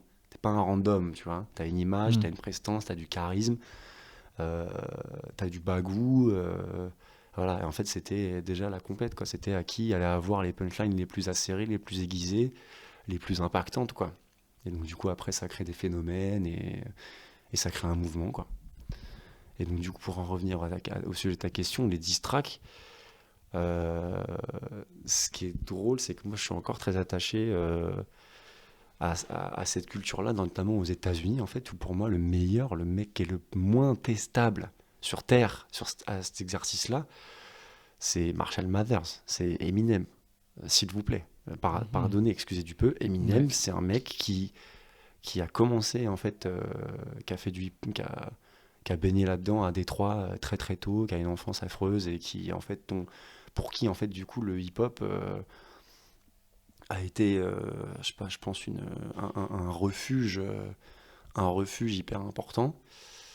Parce que tout à l'heure, on parle que de rap français et tout, mais après, du rap américain, j'en écoute un petit peu, beaucoup moins. Mais une de mes références en rap, l'une des plus solides et pour moi les plus ancrées, qui représente le plus ce mouvement-là, c'est Eminem, en fait, avec tout ce qui va autour, avec des mecs avant qui sont aussi des sommités, à la différence qu'Eminem est encore vivant. Mais des mecs comme Biggie, comme Tupac, évidemment, dans ceux qui sont encore vivants, t'as Snoop Dogg, t'as Dr. Dre, t'as des mecs comme ça, quoi, toute sa clique autour de lui. Mais Eminem, ouais, pourquoi est-ce que je dis qu'il est intestable? C'est parce qu'en fait, ce mec-là, il y a des gens qui ont essayé de lui prendre sa couronne, en fait, parce que c'est l'un des artistes, c'est l'artiste, en fait, rap attention, le plus rentable de tous les temps. Voilà. Point final. C'est ce mec-là, c'est le mec qui a vendu. C'était un putain de rouleau compresseur dans l'industrie du disque dans les années 2000. Inarrêtable, quoi. Toute la planète le connaît après son Marshall Mathers LP1 et The Eminem Show. Ça devient une star au premier sens du terme. C'est une Britney, quoi. C'est un Michael, quoi. Il est intestable, quoi. Et en fait, t'as des gens qui étaient un peu jaloux de ce truc-là. Et qui, comme ils ont grandi dans le rap aussi, je pense notamment à Benzino, je crois. Mais on les connaît même plus, ces mecs-là, tu vois. C'est parce qu'en fait, leur carrière a été éteinte par Eminem. Mm. Benzino, qui dans un morceau avait essayé de parler avait parlé de sa fille, Hailey, la fille d'Eminem. Et Eminem, il est en mode, bah, ouais, ok, je veux bien jouer avec toi, mais il y a des limites à pas dépasser, tu vois. Et si tu les dépasses, là, t'es mort, hein. T'es mort. Et donc, du coup, en fait, c'est des mecs, certainement, qui ont cru qu'Eminem, parce qu'il était dans le Star System et tout, il est un peu vieux, quoi, un peu vieillissant, on peut le Mm, jarter, mm. quoi. On peut croire qu'il est. On peut. Voilà, pousse-toi de là que je m'y mette, tu vois. Donc, des fous, quelque part, des mecs, des suicidaires, qui écrivent des diss tracks Ouais. sur Eminem parce qu'ils pensent pouvoir le bousculer. Mais bon, Eminem, il doit être là. Il fait, ah ouais, c'est. Qui a fait ça déjà? Vous le connaissez le mec? Vous connaissez le mec qui a écrit ça? Non? Personne? Bon, bah, moi je vais quand même lui répondre, ça va lui faire un peu de pub. Et quand il répond, il est dévastateur, quoi. Il est dévastateur parce qu'il a une technique d'écriture qui est imparable, qui est hyper technique, qui est hyper riche, qui est, qui est, qui est... il a une manière de rimer en fait qui est inimitable, quoi. Personne n'arrive à faire comme lui. Il a un style extrêmement, il a un style qui est chirurgical, quoi. C'est un autiste en fait, ce mec. C'est un autiste. Quand il était gamin, ce qui l'aidait en fait à aller mieux, c'était tout ce qui donnait du rythme. En fait, il aimait bien le basket aussi, parce que ça le permettait de, tu vois, en dribblant et tout. Donc il a cette science-là, tu vois, de cette musicalité en fait de ce qui sonne bien. Et en plus, comme il a un sens de la formule dévastateur. Si tu te clashes contre lui, il va te tuer, quoi. Dernièrement, il y a MGK, Machine Gun Kelly, qui est un rappeur pareil, qui avait une carrière prometteuse en fait dans le rap américain, et qui a voulu se frotter à lui, et qui du coup a fait un morceau, a commencé par faire des petites allusions sur les réseaux sociaux et tout, et pareil, il a parlé, pareil, même erreur. Il parle de sa fille. Non, si Eminem, c'est en mode si tu parles de ma fille. Je ne réponds plus de rien, quoi. Tu vois, tout est autorisé, quoi. Donc, ces mecs-là, ils ont plus de carrière. Ils sont éteints, quoi. C'est fini. Plus personne parle d'eux. Donc, pour moi, ce mec-là, c'est le roi. Mais en fait, c'est parce qu'il a baigné là-dedans aussi. La culture du hip-hop, c'est la culture du clash aussi, quoi. C'est pour ça qu'il y a ce qu'on disait tout à l'heure, les Rap Contenders, End of the Week, qui était une vieille ligue de rap battle en France où t'as des mecs comme Cynic qui s'y sont illustrés et tout. D'ailleurs, après, il y a eu des connexions avec les Rap Contenders où t'as un champion qui s'appelle Gaiden qui a affronté Cynic pour faire un featuring, quoi, entre deux ligues de battle rap, la nouvelle école et l'ancienne. Gaiden s'est fait détruire, en plus c'était à la radio, donc ça arrive, c'est comme ça. Il y a un gagnant et un perdant dans ces cas-là. Et quoi, Dégaine ton style aussi. Dégaine ton style, c'était pareil, un vieux truc, une vieille ligue de rap battle dans Paris. C'était pas la même ambiance, quoi. Parce qu'en fait, avec les Rap Contenders, ça s'est pas beaucoup démocratisé, en fait. Donc voilà, c'est bien qu'en fait, t'aies des mecs à cette époque-là qui aient fait quelque chose pour que l'un des intérêts principaux, en fait, l'une des composantes en fait principales de ce qu'est le mouvement hip-hop ne soit pas oubliée, en fait, quoi. Voilà. Okay. Et du coup, pour terminer, non, c'est pas du tout que dans le rap. Je pense notamment à une anecdote qui a été racontée en interview par Jazzy Bass. En fait, Jazzy Bass dit non, c'est pas que dans le rap, c'est aussi dans la chanson française et tout. Parce qu'il y a notamment Francky Vincent, qui avait fait un morceau qui s'appelle Le Restaurant. Parce qu'en fait, il avait essayé d'ouvrir un restaurant et malheureusement, ça s'était pas très bien passé. Et en fait, c'est un morceau où il dit que c'est la faute de son équipe, de cuisiniers, de serveurs et tout, qui travaillaient pas du tout correctement. Et donc, du coup, il a été obligé d'arrêter parce que manifestement, c'était pas très bien géré, son truc. Et en fait, pour se venger, il a fait un morceau où un diss track, en fait, sur l'équipe du restaurant qu'il avait tenté d'ouvrir. Et notamment, je crois qu'il a pas digéré en fait ce truc-là, donc il a fait une diss track où il dit oui, restaurant de merde, employé de merde, des trucs comme ça et tout. Et le morceau, il est encore trouvable aujourd'hui, s'appelle Le Restaurant et il est très drôle. Il est très très drôle. Ok, merci pour cette longue réponse. J'avoue que je me suis dit c'est des questions un peu ici et là qui vont être un peu tranquilles, mais visiblement pas. Mais... Je t'ai demandé au début. T'inquiète. Non, mais moi qui me suis dit ça va être... à dire que je voulais parler de l'autre sujet, en plus, tu vois. Ouais. En plus, tu l'as évoqué rapidement tout à l'heure, on trouvait qu'effectivement il y avait dans le rap français des communautés qui étaient représentées entre guillemets par des pôles liés à des villes, donc principalement Paris et Marseille, même s'il y en a d'autres qui sont, on va pas se mentir, un peu plus mineurs, parce que ça reste quand même Paris et Marseille qui sont les deux gros pôles. Est-ce que toi, par exemple, tu t'identifies à une de ces villes en particulier ou pas forcément? Comment c'est? Je dirais que c'est le même rapport, j'ai le même rapport à ça que celui que j'ai au foot. En fait. Je suis pas fan d'une équipe particulièrement, tu vois. Je trouve que toutes ces... Je sais pas, je trouve que c'est un peu un truc qui... Je comprends que ça existe dans le rap, cette forme d'esprit, un peu de clan, de communauté et tout. Je comprends que ce soit constitutif de ce que c'est que le mouvement hip-hop, mais je comprends pas forcément très bien où ça mène. Ça crée des rivalités qui créent musicalement des trucs intéressants, mais en fait, c'est aussi hyper violent parce que, notamment aux États-Unis, il y a eu des morts, quoi. il y a eu des morts et je crois qu'il me semble, moi j'ai cette vision-là, mais il me semble que le but du hip-hop à la base, des mecs qui ont démocratisé, banalisé ce mouvement, c'était de trouver un truc qui rassemble tout le monde plutôt que de diviser, tu vois. Donc ouais, il y a ce truc-là Après c'est un peu paradoxal avec ce que je viens de dire avant sur le clash et tout, mais au moins dans le clash on n'en vient pas jusqu'aux actes, quoi, tu vois. Toujours privilégier les mots et la communication à la violence, pour moi Mm. c'est ça aussi l'un des messages du rap et du hip-hop, quoi. On peut toujours discuter en fait. Des fois on va discuter de manière un peu véhémente, mais ça reste de la discussion au moins. Ça n'arrive pas sur le champ de l'irréparable, tu vois. Mm. Donc non, je me dirais que je m'identifie pas forcément du tout à... Je suis né à Paris, donc il y a un truc ça joue un peu, mais sinon j'écoute, si la musique me plaît, qu'elle vienne de n'importe où, j'en ai rien à faire. Ok, ça marche. Ça, c'est marrant en plus parce que la prochaine question elle résonne un peu avec tout ce dont on a discuté avant. Mm. Je voulais parler des femmes rappeuses. Hum. Justement, tu vois, non, on l'a pas du tout évoqué jusqu'à Pas du tout, maintenant. ouais. Si, j'ai dit rappeuse à un moment donné pour être inclusif.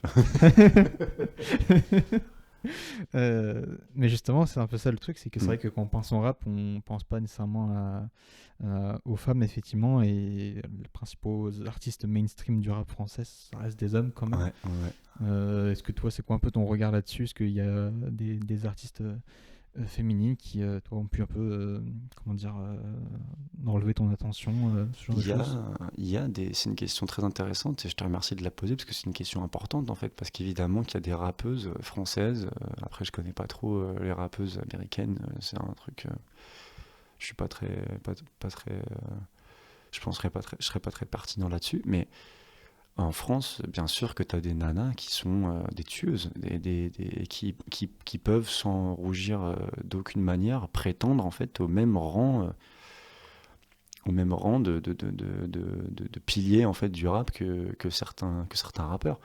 Je pense notamment j'ai deux personnes qui me viennent en tête, c'est une rappeuse qui s'appelle Kazé, qui est, vraiment qui est très très forte et qui a un univers très sombre et c'est du rap c'est du rap quasiment sociologique en fait, quoi. Ça dépeint en fait une vision des quartiers et des outre-mer parce elle vient d'outre-mer, je sais plus d'où est-ce qu'elle vient, mais je sais plus si elle est née en France ou si elle est née là-bas, mais en tout cas elle parle vachement de là d'où elle vient, de là d'où elle vit et tout. Elle en parle très très solennellement, très gravement et tout. Et elle est trop forte en fait. Pour moi une influence, une référence non négligeable dans le rap français, Kazé. Il y a Diams, bien évidemment. Moi, j'étais fan de Diams très tôt. C'est ce qui m'a fait écouter du rap aussi. Ensuite, tu vois, après, évidemment, c'est vrai que je les trouve, elles seront moins nombreuses, fatalement. Mm. Tu vois, c'est un milieu d'hommes. À la base, c'est un milieu d'hommes. Ça veut pas dire que ce milieu doit être. Quand je dis c'est un milieu d'hommes, ça veut pas dire justement que, que je trouve que c'est exclusivement réservé aux hommes, loin Oui. de là. Ça veut juste dire que c'est plus compliqué pour une nana de faire sa Mm. place là-dedans, en fait. Beaucoup, beaucoup, beaucoup plus. Donc du coup, le talent va devoir primer, en fait, à chaque fois. C'est ce que disent les femmes qui s'expriment là-dessus et disent, bah, t'arrives là-dedans, t'auras encore moins de complaisance, en fait, de la part des auditeurs et des autres rappeurs qu'un gars qui est mauvais, en fait, quoi. Tu vois, Mm. tu vois, c'est un peu ce truc-là. Donc du coup, il y a Kazé, et il y a Diams, pour moi, et en premier, c'est mes goûts ça, mais une dont je suis absolument fan, c'est Kenny Arcana, qui pour moi, même si c'est une nana, non, c'est n'importe quoi. Mais en gros, pour moi, cette rappeuse, c'est une allégorie en fait complète et hyper élégante et pourtant hyper vénère de ce que c'est que la marginalité dans le rap. C'est une espèce d'altermondialiste hyper vénère, révolutionnaire, tout ce que tu veux, et Ok. qui a fait plein d'albums et qui est trop forte. Et je conseille à tous les gens qui m'écoutent d'écouter ces trois artistes-là s'ils les connaissent pas, parce qu'ils passent à côté de quelque chose. Mais Kenny Arcana, ouais, notamment l'album Entre Simon et Belle Étoile ou Esquisse 1, 2 et 3. Ah ouais. Même chez les rappeurs français, que j'écoute très souvent, eux, ils sont fans de cette meuf comme moi, quoi. Tu vois. Ok. Bah, en tout cas, Donc merci je pour, dirais marginalité et ouais, engagement politique. T'as l'impression d'être un militant quand t'écoutes cette meuf, en fait. C'est abusé. Écoutez. Ok, merci pour ces recommandations. On va arriver Plaisir. petit à petit à la fin, mais j'ai encore une ou deux questions. On l'avait abordé tout à l'heure, mais est-ce que le fait de d'écrire des textes, toi, c'est quelque chose qui te donnerait envie, au moins pour essayer, ou sans forcément avoir d'ambition particulière, mais voilà, poser des choses, ça pourrait te plaire. Ben, je me dis si j'étais... je sais pas si c'est hyper pertinent comme raisonnement, mais je me dis que si j'étais, entre guillemets, destiné à faire ça, je l'aurais fait bien avant. Tu vois ce que je veux dire? Ok, ouais. Voilà. Et comme je l'ai pas encore fait, jusqu'à aujourd'hui, je me dis, dans un truc, dans un art, en fait, t'as des gens qui... T'as des gens qui en profitent, quoi. T'as des auditeurs, des consommateurs, tu vois. Et moi, je suis un auditeur assidu, passionné. J'adore en écouter très souvent. J'adore tout ce que ça transmet, tout ce que ça transmet comme énergie, comme valeur, comme plaisir. Mais je suis pas sûr d'être digne, en fait. Tu vois, enfin, pas une question de dignité, c'est une question de légitimité plus. Qu'est-ce que tu vas raconter, quoi. Moi, je sais que les textes qui m'ont le plus impacté, c'est du vécu, quoi. C'est du vécu, c'est du style, c'est de l'expérience, c'est de la technique, tu vois. Et en fait, moi, ce que j'ai toujours cherché, en fait, dans les rappeurs, dans le rap à texte français que j'écoute, c'est ce que j'appelle communément avec certains potes les découpeurs, quoi. Les découpeurs, ceux qui découpent, ceux qui découpent la prod, ceux qui la tabassent, quoi. Où tu te dis, tu écoutes un morceau, tu te dis, personne n'aurait pu poser comme ça sur cette prod là à part le mec que je viens d'écouter, quoi, tu vois. Ouais.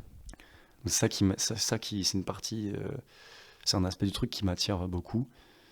Je pense notamment à Freeze Corleone, notamment à Alpha One, encore à des mecs comme ça où en fait vraiment c'est pareil, ça ressemble à une discipline pour eux, une discipline athlétique, quoi, tu vois, où les mecs ils sont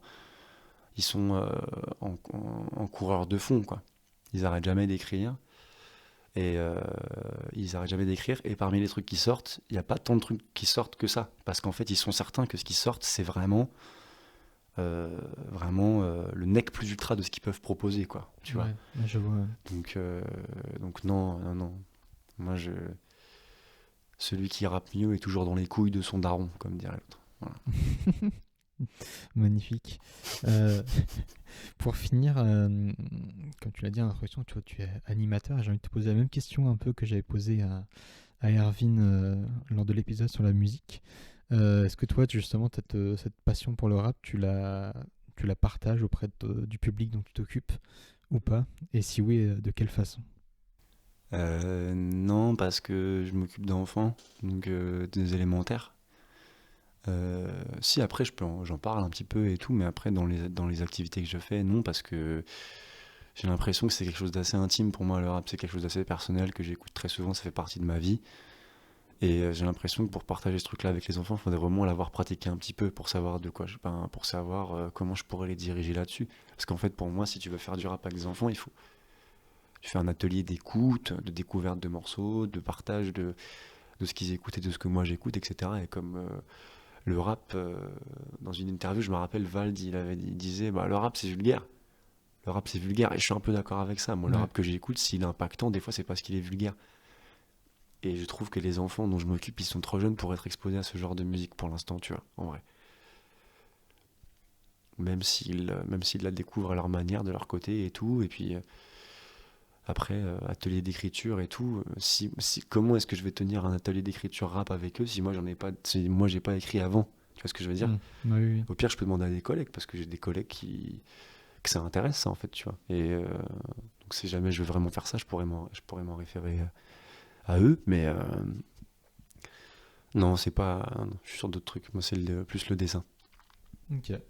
Avant qu'on passe à la conclusion, est-ce qu'il y a un aspect du rap français éventuellement qu'on n'aurait pas abordé, dont tu aurais envie de parler rapidement, ou je sais pas, une histoire, une anecdote que tu as envie de raconter sur ce truc-là? Laisse-moi réfléchir un tout petit peu.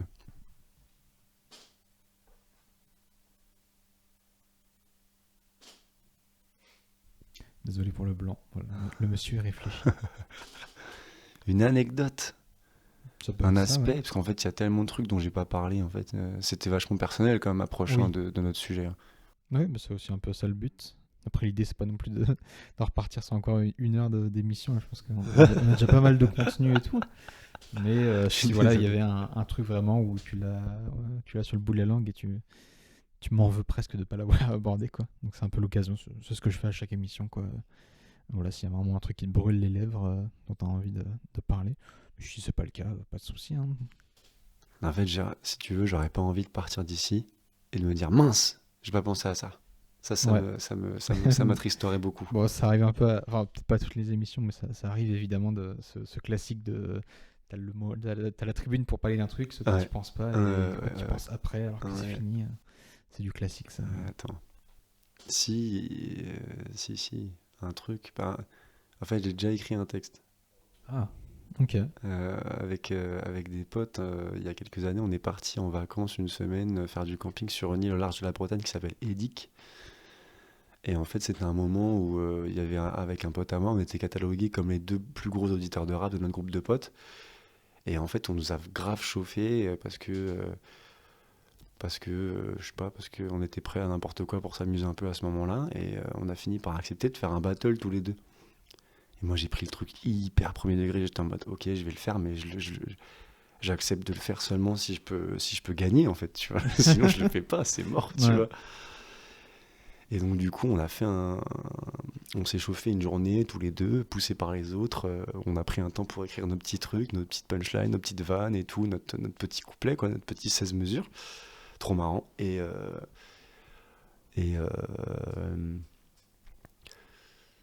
et du coup, on fait ça donc là où on est et tout à ce moment-là et tout. Et ça dure pas longtemps. Je pense que ça doit durer maximum une à 2 minutes chacun. Mhm. Mais la pression est énorme en fait parce que tu as l'impression de devoir faire tes preuves. C'est ça en fait que ça Ouais. fait comme Ouais, effet, je tu vois vois. ce que tu veux dire. Ouais. Mm. Et donc du coup, parce qu'en fait, on a fait deux rounds chacun. C'était espacé d'un ou deux jours, je pense, mais on a fait deux rounds chacun. Le premier, c'est moi qui le prends, selon l'avis général de nos potes, des auditeurs en fait, des gens qui étaient autour. Et du coup, là, mon pote qui s'appelle, je sais pas s'il aimerait que je le cite, d'ailleurs c'est avec lui que j'ai fait la majorité des concerts de Medine, en fait, c'est avec lui Ok. que je suis allé voir le plus de concerts de rap et tout. Donc Nico, en fait, il était un peu deg d'avoir perdu le premier, donc il voulait une revanche. Et j'aurais jamais dû accepter. Ah. Parce que je me suis fait la revanche, il avait un peu mieux. En fait, au début, j'avais un peu mieux compris l'exercice que lui. Ouais. Mais par contre, la deuxième fois, il avait un peu mieux compris l'exercice que moi. Notamment sur ce Ouais. qu'attendait le public qu'on avait. Donc, il m'a détruit. Il m'a Ouais. détruit. Aïe aïe aïe. Ça arrive, ça arrive. Ouais. Non, je me C'était dis que très drôle. ouais, je me dis que ça va être comme une expérience assez intéressante, assez drôle à faire quand même. Donc, ouais. Ok, ça marche. Et ben, en tout cas, merci pour cette petite anecdote. Avec plaisir. Voilà, on va arriver à la fin de notre émission. Est-ce que, avant de conclure, tu as un petit mot de la fin à nous partager? Voilà. Ma dernière écoute. Ouais, tu peux. Il y a Tout à pas fait. long- du coup, l'album Pandemonium de Vald, avec un morceau dedans qui s'appelle. Comment il s'appelle ce morceau? C'est un morceau fleuve hyper mignon que j'écoute énormément. Euh, Mais c'est pas vrai, je vais avoir un trou de mémoire à chaque fois que je veux citer un truc ou quoi? Ah ouais, ça arrive malheureusement. Oh là là, mal préparé le gars. Mais bon. T'inquiète. Bon bah non, écoutez tout l'album Pandemonium parce que je trouve que c'est un bon truc. Puis après, je ne peux pas m'empêcher de placer un tout petit regret aussi parce que c'était un peu au débeauté cette émission et je voulais parler de l'autre sujet, donc du coup je suis un peu triste de ne pas pouvoir l'avoir préparé, tu vois. Ouais. Il y a cette frustration là que je veux partager pour évidemment que tout ce que je viens de dire avant sous-représente en fait ce que j'écoute dans le rap, évidemment, dans le rap français. Il y a beaucoup d'autres trucs que tout ce que j'ai cité. En fait, je me rends compte que j'ai surtout parlé de moi plutôt que de rap français dans cette interview. Bah, c'est ça. Dans ce Finalement, truc, dans ce format. c'est ton truc à toi. Après, J'ai pas forcément, comme je dis, il n'y a pas de direction précise et tout. C'est un peu le ressenti sur le moment de l'invité et tout, sur ce qu'il a envie de partager, de dire et tout. Donc, non, en vrai, je trouve que sur cet exercice-là, tu t'es plutôt bien livré et tout. Tu as pu partager quand même pas mal de choses, pas mal de ressentis, pas mal de trucs sur tous enfin, les sous-thématiques qu'on a pu aborder pendant l'échange. Donc, non, ouais, c'était vachement intéressant. Donc, non, pas de souci. Bah écoute, mot de la fin, je te remercie. Et puis pour tous les... moi je vais imiter Adrien parce que c'est ce qui m'a poussé à accepter ta proposition en fait. Adrien, c'est un gars qui a dû parler de l'engagement politique, je crois, dans un épisode précédent. Politique et militant, le 3e épisode. Donc c'est à la fin de l'émission, il dit il y a ce souci de la légitimité au départ, que moi j'avais complètement. Et en fait, non, là à la fin, je me dis mince, j'étais très à l'aise tout du long. Donc si je répète ce qu'a dit Adrien, si Arthur vous propose de venir pour enregistrer un épisode, c'est hyper friendly, intimiste, il n'y a pas de danger, vous inquiétez pas. Vous ne serez pas jugé, vous n'avez même pas forcément besoin de connaître complètement le sujet sur le bout des doigts que vous allez aborder. Non. Parce que c'est une discussion en fait, c'est pas une expertise. Bah, voilà. Tout à fait, exactement. C'est exactement comme ça que je l'imagine le truc. Donc, nickel, parfait. Si derrière les invités se sentent à l'aise et tout, à parler, à partager, etc. Et qu'il ressort, j'allais dire, fier, pas forcément fier, mais heureux d'avoir pu vivre cette expérience, d'avoir pu partager toutes ces choses-là pendant l'émission. Enrichi de quelque chose de nouveau au moins déjà. Exactement. Et ça, c'est très important. Ok, et bah parfait. Sur ce, nous arrivons donc à la fin de ce 7e épisode de Retour d'XP. J'espère que vous avez apprécié cet épisode et que vous continuerez d'apprécier les suivants. Merci encore à toi, Théo, d'être venu. J'étais ravi de faire cet épisode avec toi. Mais pareillement, merci de m'avoir invité, Arthur. C'était très intéressant. Voilà, pas de souci. Et puis quant à nous, chères auditrices, chers auditeurs, on se retrouve très bientôt pour un nouvel épisode accompagné d'un nouvel invité sur une nouvelle thématique. Et nous vous souhaitons à toutes et à tous une excellente journée, nuit ou soirée, quelle que soit l'heure ou l'endroit d'où vous nous écoutez. Et on se dit à la prochaine. Ciao. Ciao.